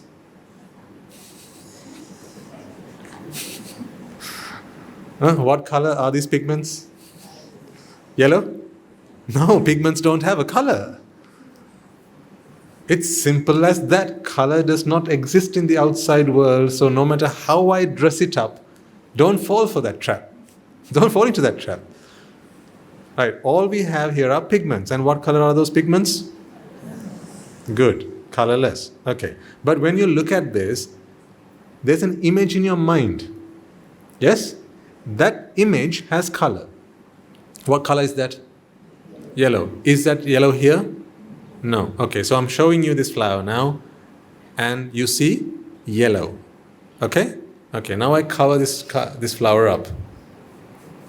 You cannot see this flower now. Okay? Although you cannot see this flower, what color is it? Although you cannot see the flower, what color is it? Yellow? No. Well, if you can see it and it's still not yellow, if you cannot see it, well, it can't be any more yellow, can it? It's not yellow anyway, because yellow is not out here. Yellow is in the mind. Do you all get the point? So whether you see it or not, this flower was never yellow. It was never yellow.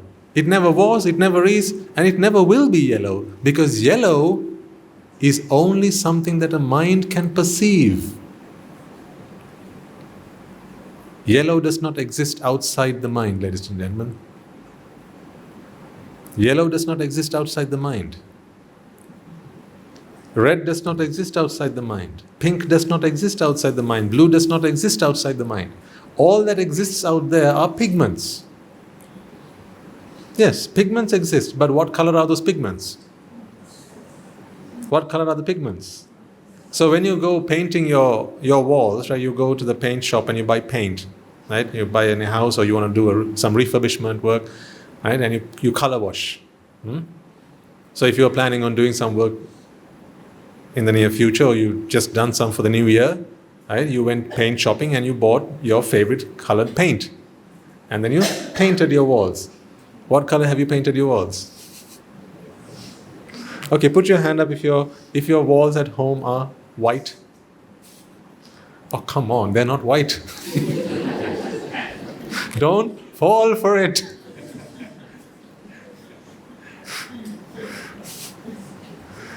Are they white? No, they're not white. Because white is a color. So how can your walls be white?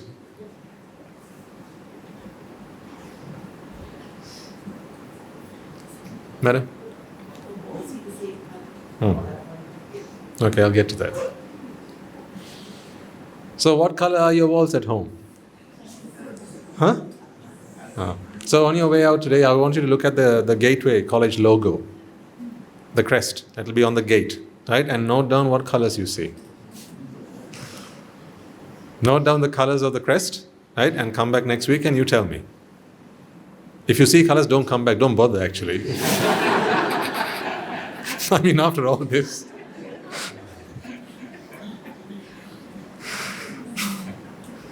So what color are these curtains? See, your mind immediately throws an answer, doesn't it? What color are the curtains? Colorless. And what color is the other floor tiles? And the ceiling? And my robe? So what about this pen? What color is this pen? What color did I just write in? Colorless. In fact, you can't even talk about color because color is not a phenomenon that applies to the outside world.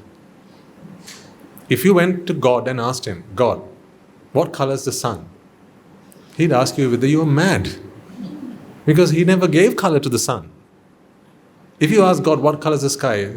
God would say, are you crazy? I never gave the sky any color. What color are the trees? And God would say, you're crazy. I never gave any color to the trees. God never did any of that. When God created the world, he never gave the world any color. Color is created in your own mind. This world is colorless, ladies and gentlemen. So, the chirp of the birds, have you heard that? What about the crickets? At night? Have you heard their noise? The sound of the crickets? No, because they are soundless. They are silent. The world is silent. What about the roar of an engine? It's soundless, but don't people pay extra?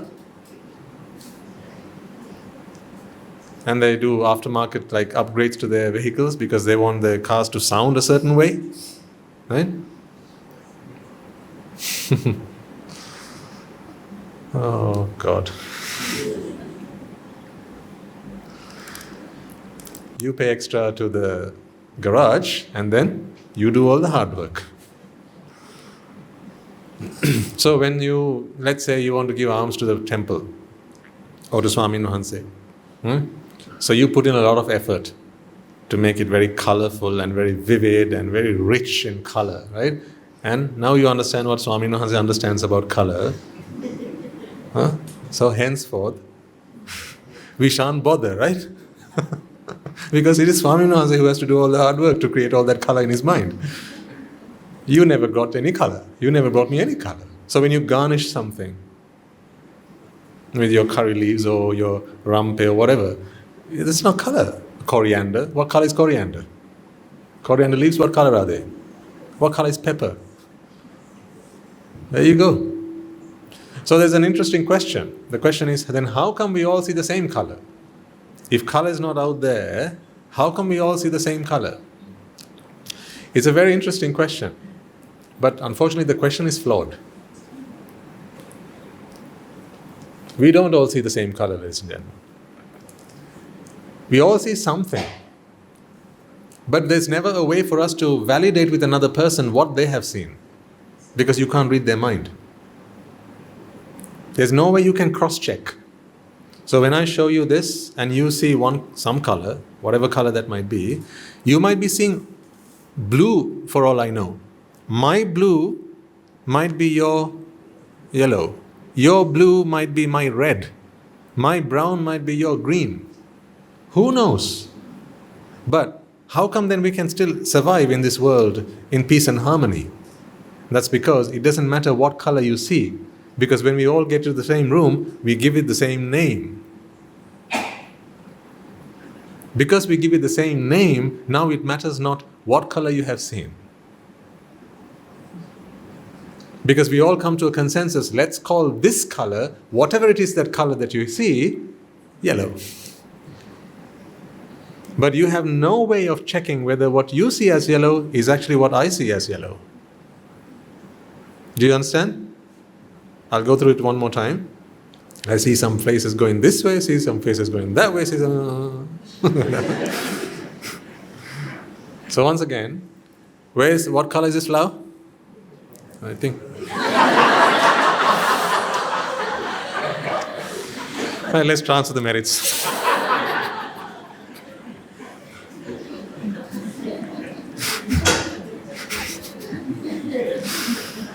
Ayyo.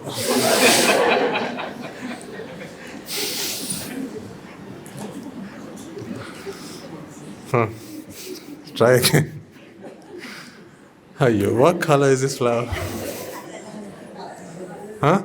Colorless, thank you. Okay. See, that's the habit that you've got into. You've lived in this world for so long and learnt about colors the wrong way for so long that the moment someone asks you that question, you immediately come up with an answer saying that this color is yellow. That's the indoctrination that you have been given. That's what we learnt at school. I remember learning in Montessori that this was yellow.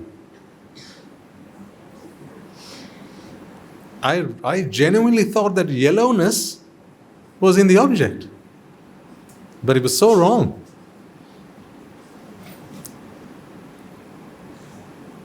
I mean, we could get by. It was fine because it was one model of explaining the world. But it was not the real model. It was a very conventional truth, not the absolute truth. It was for convenience. And so it worked. But now that we want to understand and realize that the truth, we have to transcend those conventional truths, ladies and gentlemen. Right, now please answer carefully. Otherwise I'm going to throw this at you.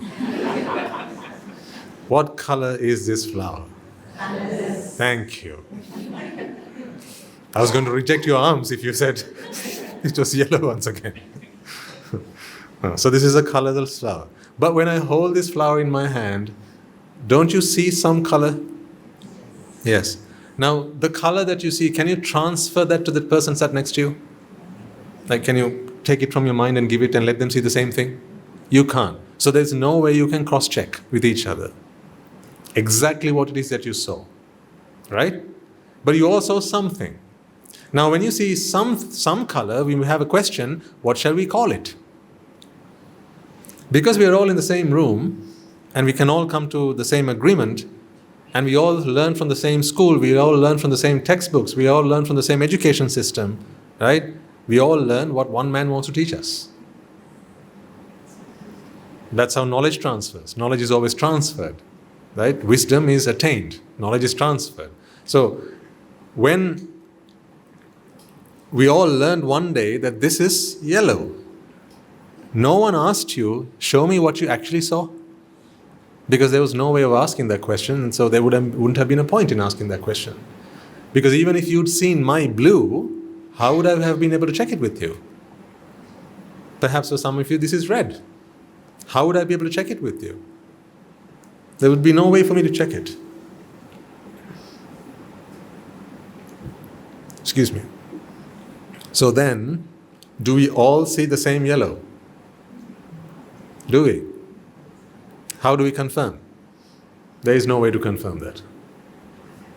Unless you are able to read someone's mind. And by reading the mind, you actually have to be able to see the way they see it. If you are able to see the way someone else sees the world, right, that mental image I'm talking about, if you could actually see the mental image that someone else sees, then you might be able to check and confirm, actually that's not the same way that I see the world. My image is very different to their image.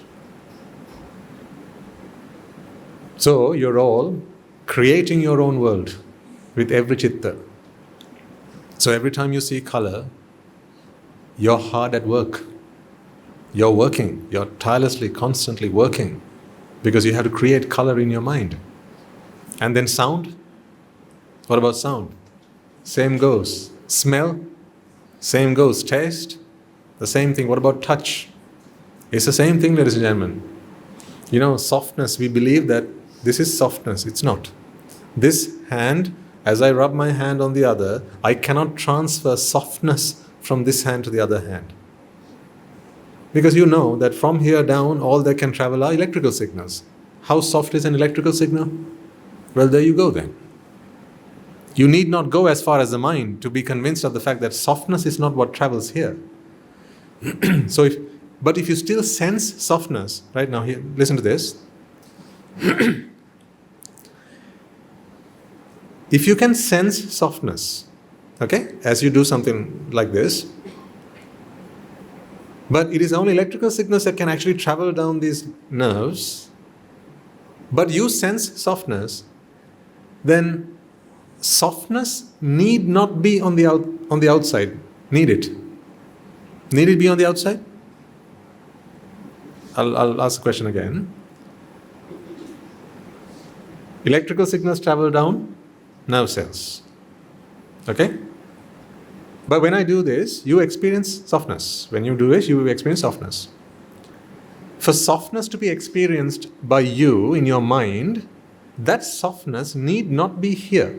It needn't be here. It needn't be here. I mean, it could if it wanted to, but it need not be here because that's not where you experience it. Yeah? Because as we know, when I rub my hand against the other, it's electrical signals that travel. So clearly, it cannot be a softness that I might be transferring from one hand to the other that I'm experiencing right now, because softness does not travel down nerves, right? So softness doesn't travel down nerves. But I still experience softness. So if I experience softness, even without softness traveling down my nerve fibers, then softness need not exist in the outside world. It is unnecessary. You look confused. Put your hand up if that made sense. Okay, put your hand up if that didn't make sense, a lot of sense. All right, there are a few. I'll try one more time.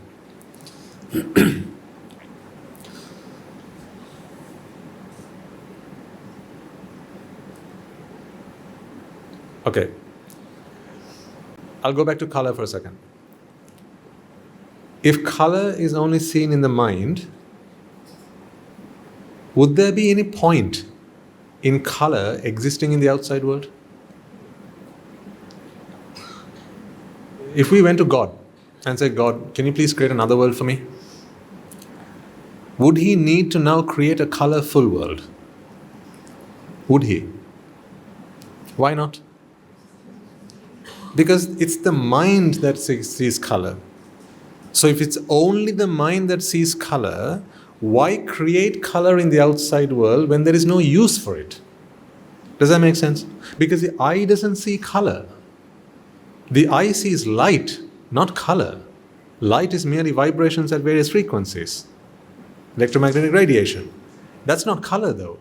And if color is only seen in the mind, on the other side of the fence of the mind, there is no point in having color, is there? Because it cannot be seen. If all we ate was chapatis, would there be any need to cook rice in the kitchen? If all we ate was chapati, why would they cook rice in the kitchen if we don't eat it? So in the same way, if there is no need for our consuming something, it does not need to exist in this world. Okay? So all we consume, when we consume color, that color is not something that actually we take from the outside world. It is something the mind has to create. So if the mind is the device, is the instrument that has to create color, then color has no place in the outside world. It has no purpose to fulfill in the outside world. Does that make sense? It has nothing to do, no place in the outside world. There's no purpose for color to exist in the outside world. Excuse me. So by virtue of that then, ladies and gentlemen, we can infer that color does not actually exist in the outside world, because nothing exists unless there's a lesson from 2 weeks ago. Necessity. Nothing exists unless there's a necessity. And if the mind is what has created the world for its own use, if color is a creation in the mind, why would the mind bother creating color on the other side of the mind? Because who's there to see it? Because color can only be seen in the mind. So as long as color can be seen in the mind, there is no other place in this whole universe where color needs to exist. Because color has no purpose to serve. Does it make sense to everyone? Right. The same applies for all these things, ladies and gentlemen. That's why I say, when someone rubs your hand or you rub one with the other, that softness that you experience, it's mental. If it's the mind that experiences softness, that sensation, that softness that you experience when you do that, if it's the mind that experiences softness, what is the purpose of that softness existing on the outside world? What purpose does it serve? It serves no purpose. Then I ask you the question. Listen and answer carefully. Is fire hot?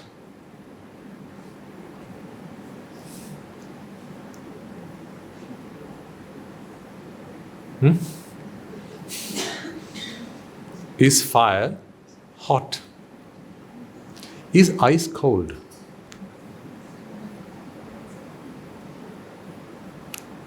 Is ice cold? Why do you say it's cold as ice?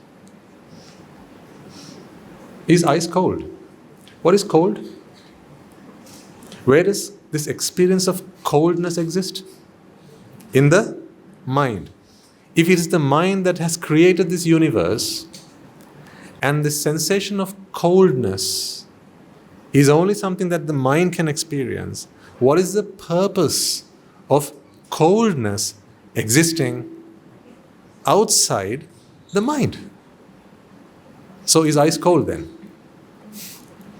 Is fire hot? Don't you realize you're going to have to learn to live again? These are all conventions that we learned at school. You know what heat is? It's merely rapid vibrations of particles, molecules. When molecules vibrate rapidly, the faster they vibrate, the more you experience heat. Because there are receptors on your body that pick up those vibrations, not heat. There are no heat receptors on your body, ladies and gentlemen. There are vibration receptors. Those signals travel down your body to your brain, and your brain then, depending on which center of the brain it goes to, it interfaces with the mind and sends a signal. The mind then interprets that as heat. So is the world hot? Is it a hot day today? Is it a cold day today?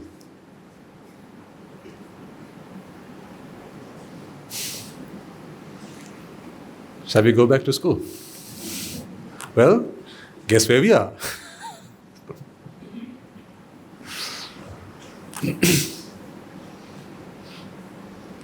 The world that you thought It's not how it is it? Madam? We experience these different things. So the good lady is asking, so how then do we experience all this heat and cold and all that? That's the mind doing it. Because you see, depending on which part of the brain gets involved in giving this stimulus to the mind base, the mind is intelligent enough, or the system is intelligent enough to interpret those signals differently. That's why not all stimuli are sight. See, this is not sight. And this is not sound. There's a reason for that. That is a lecture for maybe in another 100 lectures' time.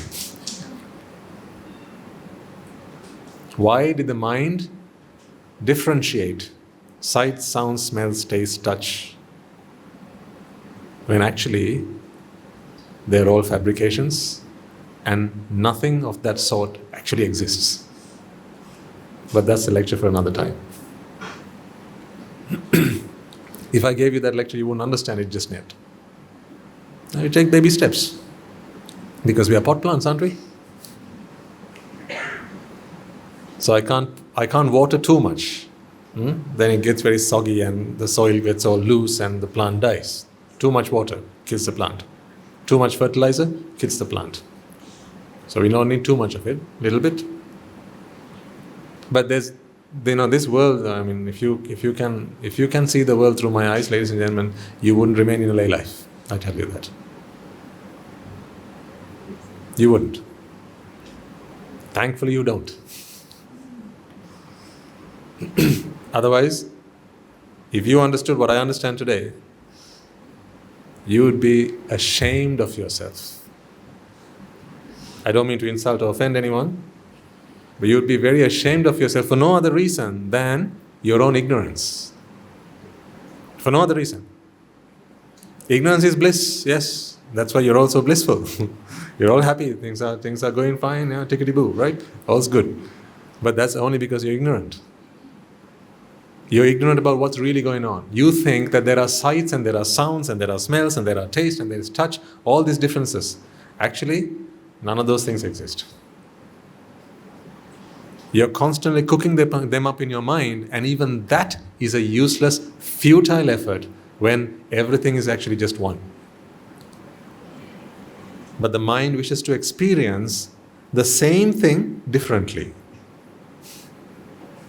Because it's a fool, this mind. It's an utter fool. It's a bit like this. I'll give you an analogy and I will leave it there. I show you this side of the fan. You say, oh, Swaminathan's got a fan in his hand. I show you the other side of the fan. Oh, Swaminathan's got another fan. Imagine if you said that. You wouldn't, would you? You wouldn't, would you? You do. I show you one side and you say, Swaminathan has got a fan today. See, he's brought a fan with him today. I show you the other side. You say, oh, Swaminathan's got another fan. He's brought 2 fans today. How silly would that be if you were to say something like that? That's how silly it is to think that in this world there's a job for each of your 5 senses to do. Right now you feel that your eyes have something to do, your ears have something very different to do, your nose has something else to do, your tongue has another job to do, and your body has the rest of the world to do. No. No. All this is because the mind is messed up. The mind is messed up. It's a bit like eating papadums of various colors and thinking that you are trying a different papadum. Just imagine that. Same flour, same factory, same manufacturing process, just a different food coloring, right? You just imagine if you having tried the yellow ones, now you also want to try the green ones, and then you want to try the blue ones. I mean, only a kid would want that, right? I mean, kids are like that.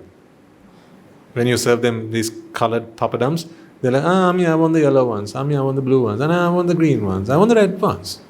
Kids are like that.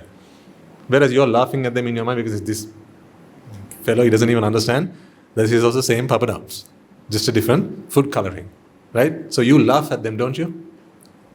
Well, you don't laugh at them, but you're laughing in your mind thinking, one day this kid will understand. Guess what I'm thinking right now?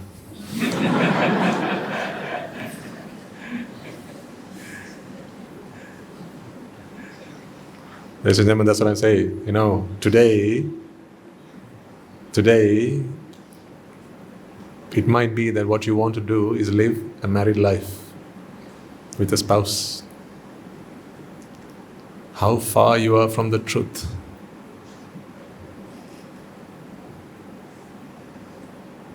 You're light years from the truth. If happiness to you is living a married life with your spouse, you're light years from the truth. You create this world in your mind and you think that these things actually exist. If you think this is the year I'm going to get married, or this is the year I'm going to have a child, this is the year I'm going to buy another car because I don't like this color. Or this is tonight when I get home I'm going to cook something nice that I didn't cook last year. Now we're going to bake pizza at home tonight. If that's what you have in mind, you're light years from the truth. You're a gazillion years from the truth. But so were we all. I mean, it's fine for me to say this because I have seen the truth and I have come on that path.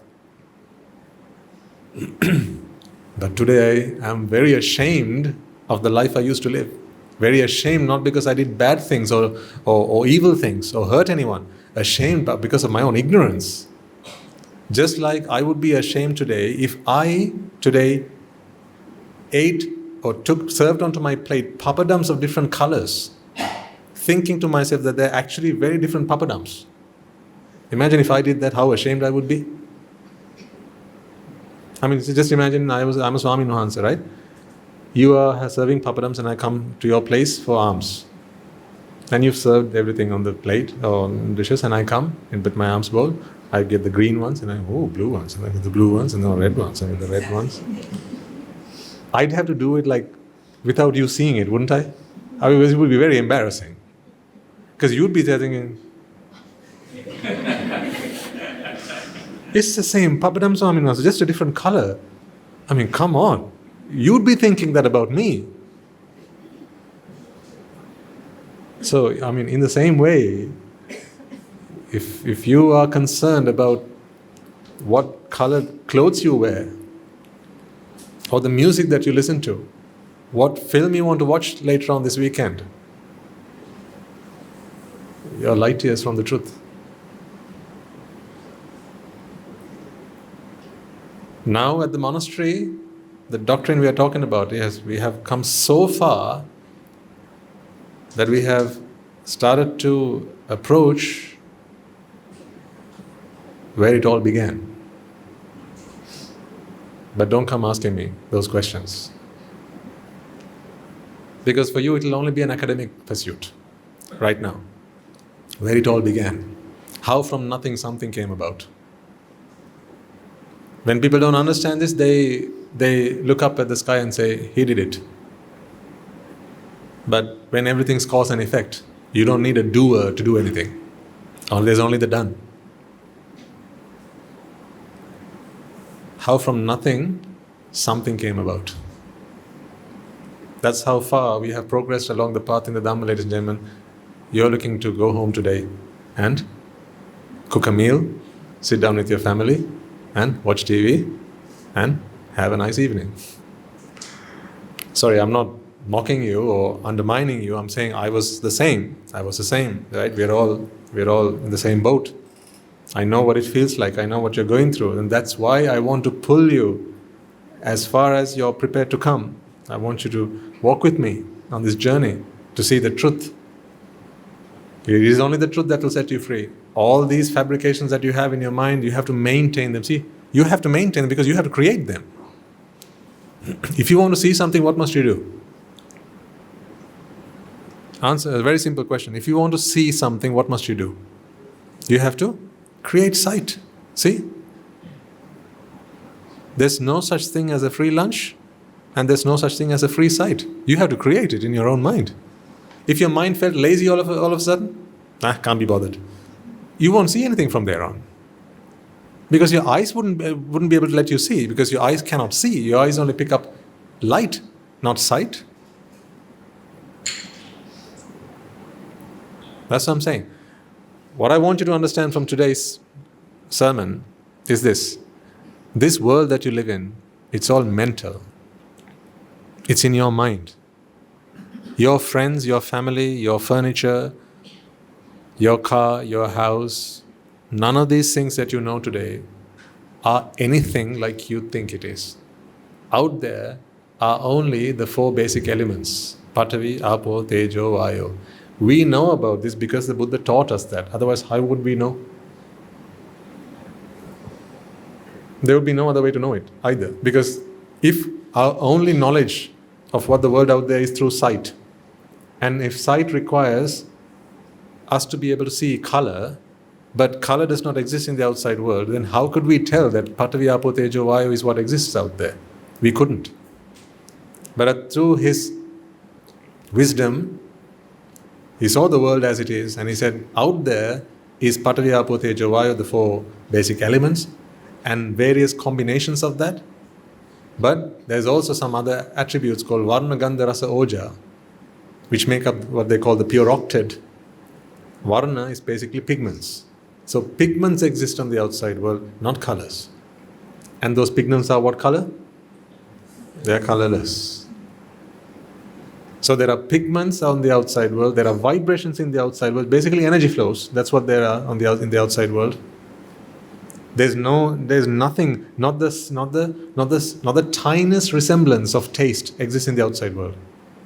Taste is a completely and utterly fabricated perception. It's a complete nonsense, taste. But maybe there's some among you who taste is the be-all and end-all of life, maybe. If no taste, then I don't want to live. Perhaps there are some who are still, taking first steps on the path. Taste is a big thing for you. But did you know that taste actually does not exist at all? That's the biggest lie. Taste. Your tongue does not pick up taste. It does not pick up sour, sweetness, bitterness, nothing. It only picks up shapes of objects. That's all it picks up. Shapes of objects. Certain molecules have certain shapes.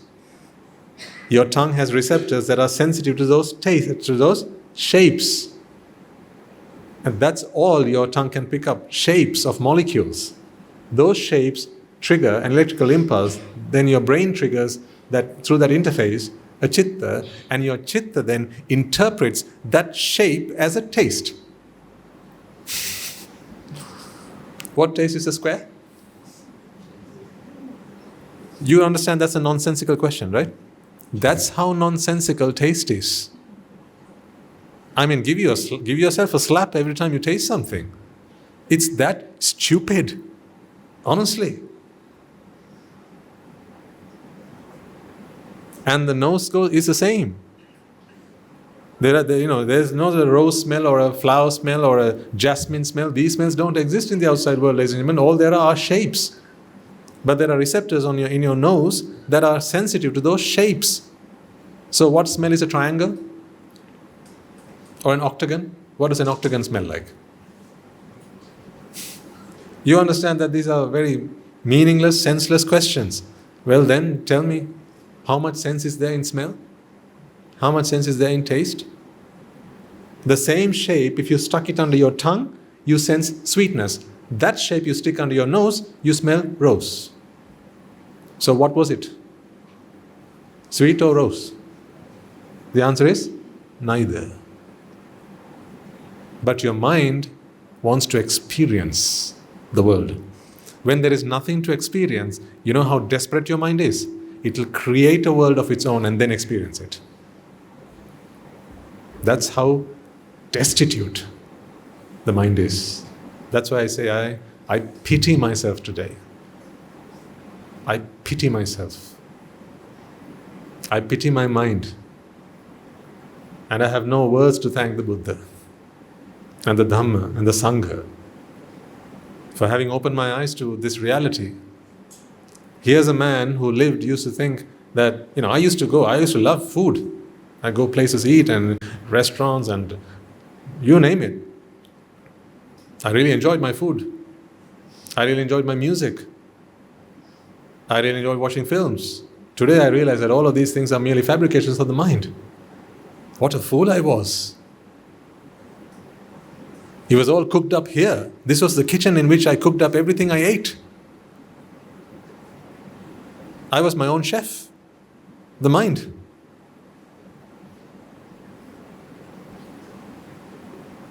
It's lunacy, ladies and gentlemen, lunacy, utter lunacy. It's one thing for this to happen, it's another thing to think that something else is happening. That's what I mean. If this is happening, we know it's happening, okay, at least we're okay with that. But to think that it's something else that's happening, that sight is out there, color is out there, smell is out there, that's just completely bonkers.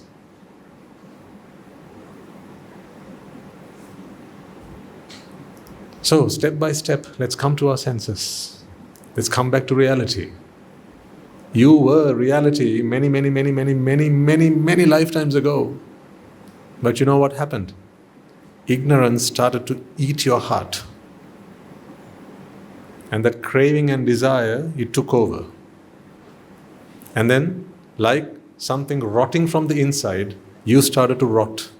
And with every single instance, you started to rot from the inside. Your desires began to grow. Your vexations began to grow. Your curiosity began to grow. And then from nothing, you created something so that you can talk about something and you can experience something. That's how it all happened. It's like the mind creating its own toys so it can play. That's how silly it is. Seriously. If these words have made any impact on you, if these words mean anything to you, ladies and gentlemen, wake up. Oh, how I wish I could punch this into you. How I could feed this truth into your minds, but I can't. All I have are words at my disposal. My words, your merit, together it has to make wisdom in your mind. That's how this is going to have to work. So I'll keep on speaking for as long as I can keep on speaking. You have to keep on doing merits for as long as you can keep on doing merits. Because this world that you're living in is all mentally created and it's an utter lie. You have fallen for it.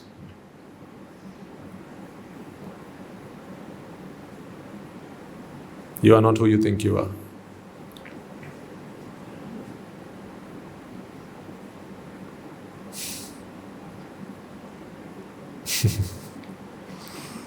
I see my past in you.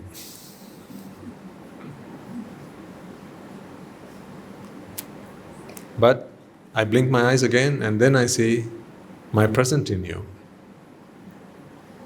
That's your future. And I blink again and I see my future in you. So I'm hopeful. So I don't give up. I fight. I speak. I come. I talk. I bring my alms bowl to you, so you can earn some merits out of offering some food into it. You know I can't eat all that, you know that, right? No human can eat all that.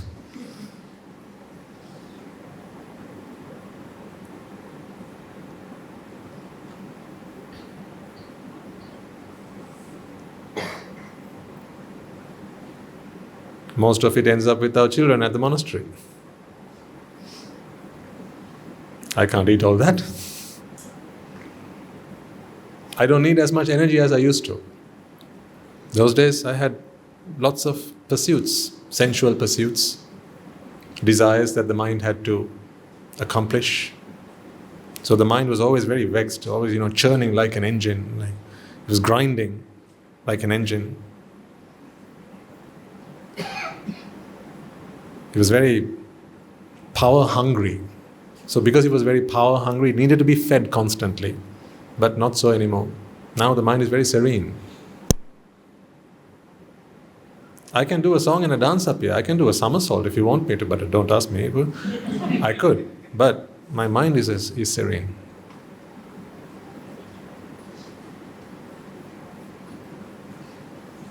So I don't need as much energy. There's enough and more energy in this world if people could come to this understanding and just use the energy that they need to sustain themselves.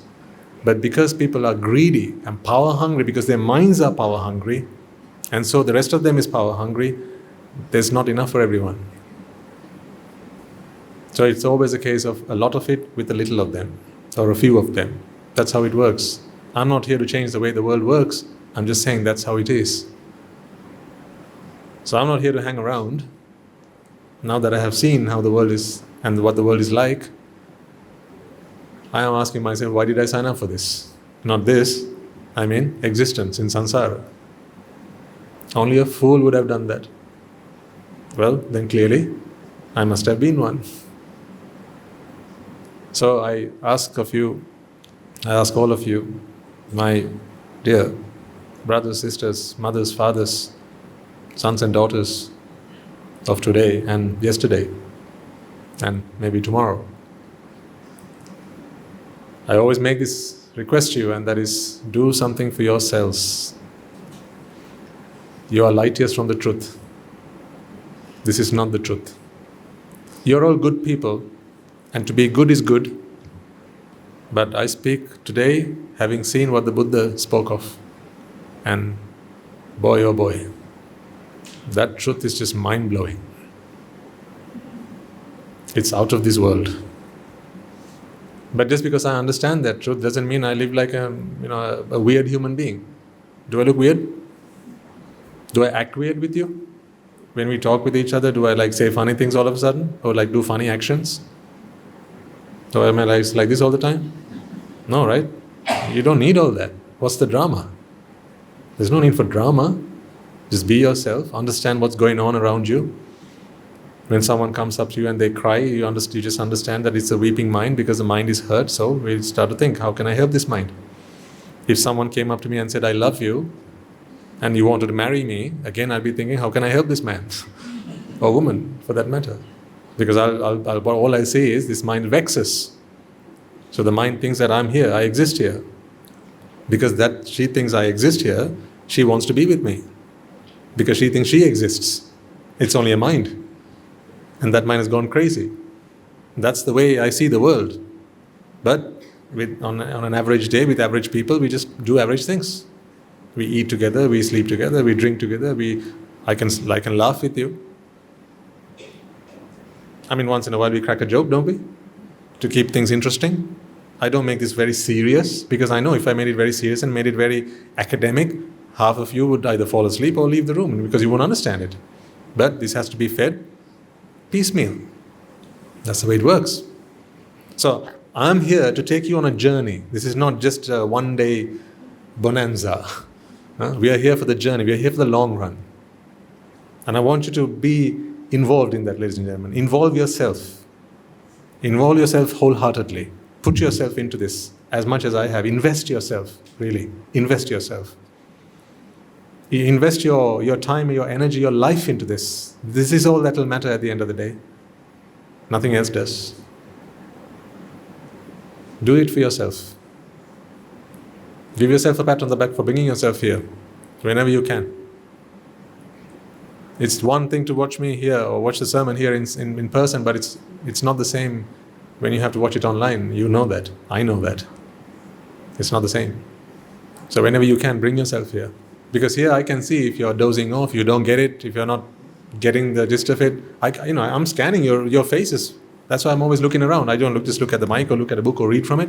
I'm constantly looking around. I'm looking at the person right at the end of the room as well as the lady sat at the front. Because I want you to understand this. Not just come here and enjoy a sermon and go home and come for the sandwiches. That's not what you're here for. These trips must be meaningful to you, right? Mustn't they? Yeah. That's what I'm saying. I've committed myself 100% to this. The question remains, how much have you? So, before we conclude, the key takeaway from today. The world that you live in is a creation of your mind. Have you all understood that? That's the key takeaway from today. It's all in your mind. This is a mental world that you live in. Your eyes have never seen what your mind sees. I'll say that again. Your eyes have never seen what your mind sees. Your ears have never heard what your mind hears. Your nose has never smelt what your mind smells. And the same goes for the other organs as well. Your eyes can never see what your mind sees either. In fact, you could also say the converse of that. Your mind has never seen what your eye has seen. Because your eye sees light, your mind will never see light. Will it? No. Because light has no way of reaching the mind. It stops at the back of the eye. It won't go any further. It won't go beyond that. Your mind will never hear what your ears can hear, just as much as your ears can never hear what your mind hears. In fact, hearing is something that happens here. All that's happening here is picking up vibrations. Even here, it's picking up vibrations. Even here, it's not really vibrations, but shapes. Here, shapes. Here, vibrations and the sort. Because heat is a vibration. More heat, more vibrations. Less heat, less vibrations. When you heat something up, what happens? You put energy to the system, right? That's why water is fluid and ice is solid. Because there's more energy, those particles are vibrating rapidly. And because they need more room to vibrate, those particles are further apart from each other. That's why it's fluid.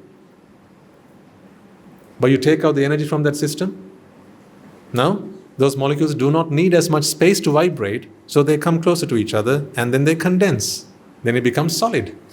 That's what you call ice. So all it is are vibrating molecules. So if you stick your finger in a glass of hot water or under a hot tap or something, what's happening is those vibrations are coming into contact with your hand or your finger or your skin, and if those vibrations are too sharp, then that's going to cause burns.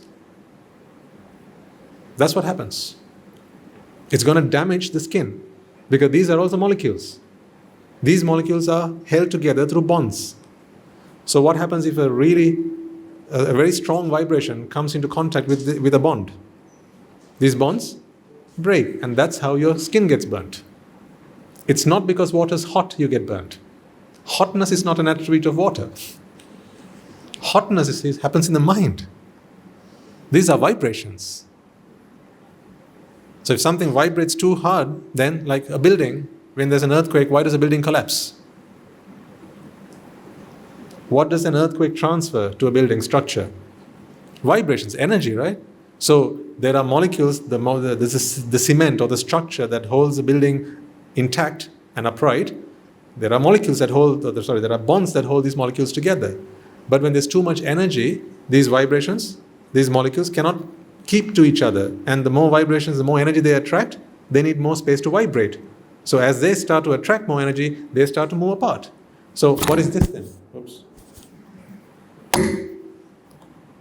What is this then? That's what you call breaking. So when two molecules of cement are together and you put more energy, they're close together because they have little energy between them. These vibrations, they don't push them apart, but more energy, more vibrations, and more vibrations, more space required to vibrate, so they move away from each other, and now you say the structure is broken. That's when it collapses. That's just physics. It's nothing, that's not Buddhism, it's physics. But now with this understanding of the world, you can make sense of the physics that you learned at school in a new light. The biology, the chemistry, the physics that you learned at school, thankfully my teachers taught me that, and today I'm able to see how these things connect with them. And it's very beautiful how modern science has begun to agree with what the Buddha taught 2,500 years ago. Because his method was not an empirical one, whereas science is. So science will keep getting closer to the truth. Buddhism started with the truth. With time, the truth will disappear from us. With Buddhism, that's how it works. So, with science and Buddhism, you start with the truth. With Buddhism, you start with the truth and you keep going down. With science, you start with nothing and you work yourself up to the truth. With Buddhism, it's the other way around. It's a simple concept. I don't know why I'm bothered drawing to you. Science and Buddhism. When you start with science, you have nothing. It's ignorance. As you do your experiments, your observations, and you come to conclusions, you move to the truth. With Buddhism, you start from the truth. And then, over time, people come up with their own interpretations of the Dhamma, and they start preaching their own versions of the Dhamma. They don't check with their teachers, they don't check with the scriptures, they don't check with people who have understood the Dhamma. They just preach whatever, because everyone can preach, right? Anyone can speak, they can preach. People don't check whether what I have understood is actually the truth. Is it reasonable for me to share this with people, in a way that they're going to take this and that's going to become their philosophy. Sometimes people are not responsible enough to do that, but they do it nonetheless. It starts with the truth and then it ends up with the lies, at falsehoods. With science, starts with false and ends with true. So at some point, science will catch up to a great or a large extent with what the Buddha taught. But he didn't need to do experiments for that. That is the power of wisdom, ladies and gentlemen. Wisdom is the ability to see the truth. Simple as that. Where there is ignorance, you need to work hard to get to the truth. That's why knowledge is overrated. I'll explain that concept to you another day. I'll leave you with this, okay? This is just something to chew on your way home and until next week. The more you understand the Dhamma, the more you realize that the whole world is just one. The whole universe is just one. Not one entity, because there are no entities, but it's all the same stuff. Someday, somewhere, there was a mind that was born, and the mind wanted to perceive. You can't perceive if everything is the same.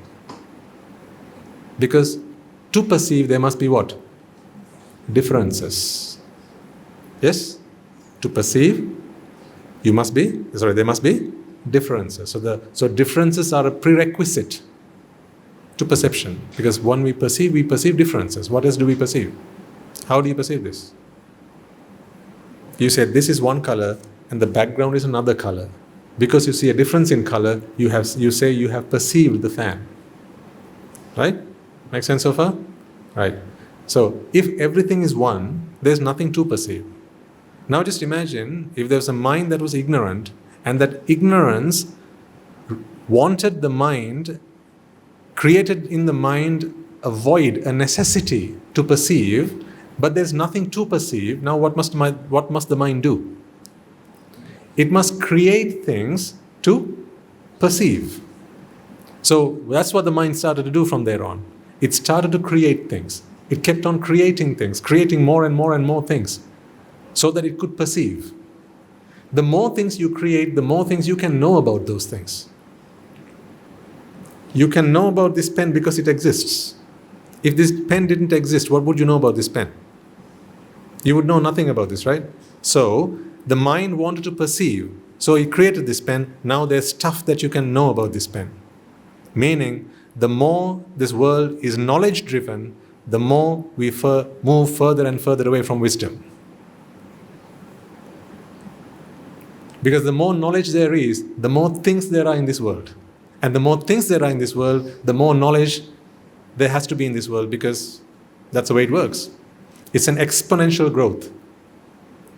But in an expanding universe, where there are lots and lots and lots of things being created, stars, galaxies, planets, birds, bees, all sorts of things, and the various fields that we do, economy and physics and science and all these things we keep on creating and inventing, it's all because the mind wants to perceive something.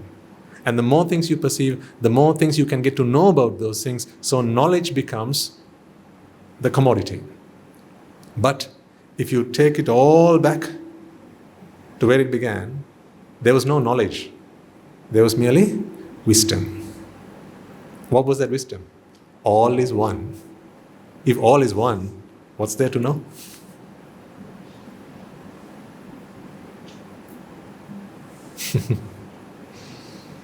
If everything is one, what's there to know? The size, length, width, breadth, how many? None of these questions. Which, where, how, when, why? None of these questions, ladies and gentlemen, if all is one. But now there is numerous. That's why knowledge is today the currency of the universe. It goes to prove that we have moved light years from wisdom. The Buddha said this in his own words back then. He said, even amongst the bhikkhus, the Sangha, if the Sangha becomes so inclined to go pursuing knowledge, Nibbāna is going to get harder and harder and harder, he said. Because the curious mind will always keep inventing things to get to know, to study, to understand. And so for that, the world has to keep on proliferating, it has to keep on spreading, it has to keep on, expanding. That's the way it works. That's why I said, these 5 senses, meaningless. Sights are the same as sounds, are the same as smell, are the same as touch, are the same as taste. Although today, it seems like they are very different things. They're not. But right now, these words will seem like crazy because your experience tells you otherwise. Let's take one step at a time. As I said, maybe in 100 sermons time, I'll explain to you how you began, your genesis. There was nothing. And then ignorance came in. And then from there on, the world had to start growing. Today, you are you. Look at what's happened to you. Right. This is still fresh in your mind? You are the world that you create in your own minds. Okay? Right. Let's conclude for today then. I want to reassure you that I'm not trying to belittle or undermine your efforts, but at the same time I'll keep prodding and poking and provoking you, and I only do it out of love and compassion because I don't want me to be the only one who exists samsara. I want all of you to come with me. It's not a nice place to be. We can try hard to make it nice, but it's very short-lived. So, when ultimate bliss I can see in the horizon and I can begin to experience and feel it, I want you to have the best of what I can have. Okay? It's not to undermine or belittle anything you're doing. I know you're probably doing the best you can in the circumstances that you find yourselves in, and kudos to you for all that. But I don't know those circumstances. So as a teacher, my job is always to keep telling you that you're not doing enough. Let us all take a moment then to transfer the merits that we have all acquired by making offerings to the infinite virtues of the Noble Triple Gem, by listening to the Dhamma, inviting the Swami to deliver the sermon, as well as creating a conducive environment for all to come along and practice and listen to the teaching. First and foremost, let us take a moment to transfer these merits to the bhikkhus and bhikkhunis, upasakas and upasikas, who have since time immemorial protected and preserved the sublime teachings of the Buddha and passed it down to the generations of the noble lineage in the form of the Tripitaka, which is thankfully available to us today to study, understand and comprehend the Dhamma. Let us take a moment to transfer these merits to all monks and nuns throughout the world who practice and engage with this teaching, including the Mahanayakas and the Anunayaka Theras, as well as the monks and nuns resident in your local temples and nunneries who have always been by your side through thick and thin, come rain or shine. Let us also transfer these merits to my teacher, Guru Swami Nuhansa, as well as all the monks resident at the monastery and the Anagarikas and the Anagarikas attached to the monastery. Let us also take a moment to transfer these merits to those who make great efforts to disseminate the teachings of the Buddha, be that by transliterating these talks, sharing them out with others, or inviting others to join them. May they all rejoice in these merits. Let us also take a moment to transfer these merits to friends of our monastery, our devotees who, for the sake of merits to help them attain their own Nibbāna, continue to sustain the Mahasangha. This includes all of you who provide the Mahasangha with shelter, alms, robes and medicines, as well as pass on your know-how and continue to extend your well-wishes. May they all rejoice in these merits, and by the power of these merits may they be healed of any physical and mental ailments and overcoming obstacles to their spiritual progress. May they abstain from the unmeritorious deeds, fulfill the meritorious deeds, fulfill the Noble Eightfold Path, and may they all attain the supreme bliss of Nibbāna. Sadhu, sadhu, sadhu. Let us also take a moment to transfer these merits to the Devas and Brahmas. I beg your pardon. Let us take a moment to transfer these merits to our mothers and fathers, brothers and sisters, sons and daughters, grandparents, uncles, aunts, cousins, nephews and nieces, our friends and our acquaintances, our employers and our employees, our teachers, as well as our friends and our acquaintances. Let us take a moment to transfer these merits to them, for they have gone the extra mile on our behalf whenever possible and available to them. They have helped us, supported us and assisted us in any way, shape or form that was available to them. May by the power of these merits they also be healed of any physical and mental ailments and overcome any obstacles to their spiritual progress. May they abstain from the unmeritorious deeds, fulfill the meritorious deeds, fulfill the Noble Eightfold Path, and may they all attain the supreme bliss of Nibbāna. Sadhu, sadhu, sadhu. Let us also take a moment to transfer these merits to the Devas and Brahmas, spirits and demons, primarily the Sakadeva, as well as all the numerous gods and deities who have committed themselves to fulfill and preserve the Sambuddha Sasana. Let us transfer these merits to our guardian deities who keep a watchful eye over us and keep us out of harm's way. May they prosper in divine power and wisdom. May they abstain from the unmeritorious deeds, fulfill the meritorious deeds, fulfill the Noble Eightfold Path, and may they all attain the supreme bliss of Nibbāna. Sadhu, sadhu, sadhu. Let us also take a moment to transfer these merits to our loved ones and those who have passed away in our name, our forefathers, our ancestors, reminding ourselves that it is in their blood, sweat and tears today we are able to enjoy the comforts of life as well as practice the path in bliss and harmony. Let us take a moment to transfer these merits to members of the armed forces as well as the police force who sacrifice their lives to protect the peace and harmony of our nation, as well as those who lost their lives in the wars, be they friend or foe. Let us also transfer these merits to those who lost their lives in natural calamities such as tsunamis, earthquakes, landslides, fires, pandemics and so on, reminding ourselves that in this infinitely long journey of samsara, they will all have been mothers and fathers to us, brothers and sisters to us, friends to us. With an abundance of compassion and loving kindness towards all of them, let us transfer all the merits we have acquired to all, and may by the power of these merits, if any of them have been born in the woeful planes, they redeem themselves and be born in the blissful plane. May they abstain from the unmeritorious deeds, fulfill the meritorious deeds, fulfill the Noble Eightfold Path, and may they all attain the supreme bliss of Nibbāna. Sadhu, sadhu, sadhu. And finally, may by the power and blessings of all the merits we have acquired throughout the day, we be able to witness the advent of many hundreds of thousands of Arahants on this blessed land. And finally, may you and I and everyone who's helped make this program a success become a Rahatan Vahanse or an Arahataranin Vahanse in this life itself and in the era of this Sambuddha Sasana itself. Sadhu, sadhu, sadhu. May the blessings of the Noble Triple Gem be with you all. The members of the Mahasangha will now transfer their blessings to you. Raga ginnen nidatva Dvesha ginnen nidatva Moha ginnen nidatva Nibbāna parama sukhayen sukhitara vetva. Nibbāna parama sukhayen sukhitara vetva. Mamada siyalu loka siyalu satvayo Nibbāna parama sukhayen sukhitara vetva. Nibbāna parama sukhayen sukhitara vetva.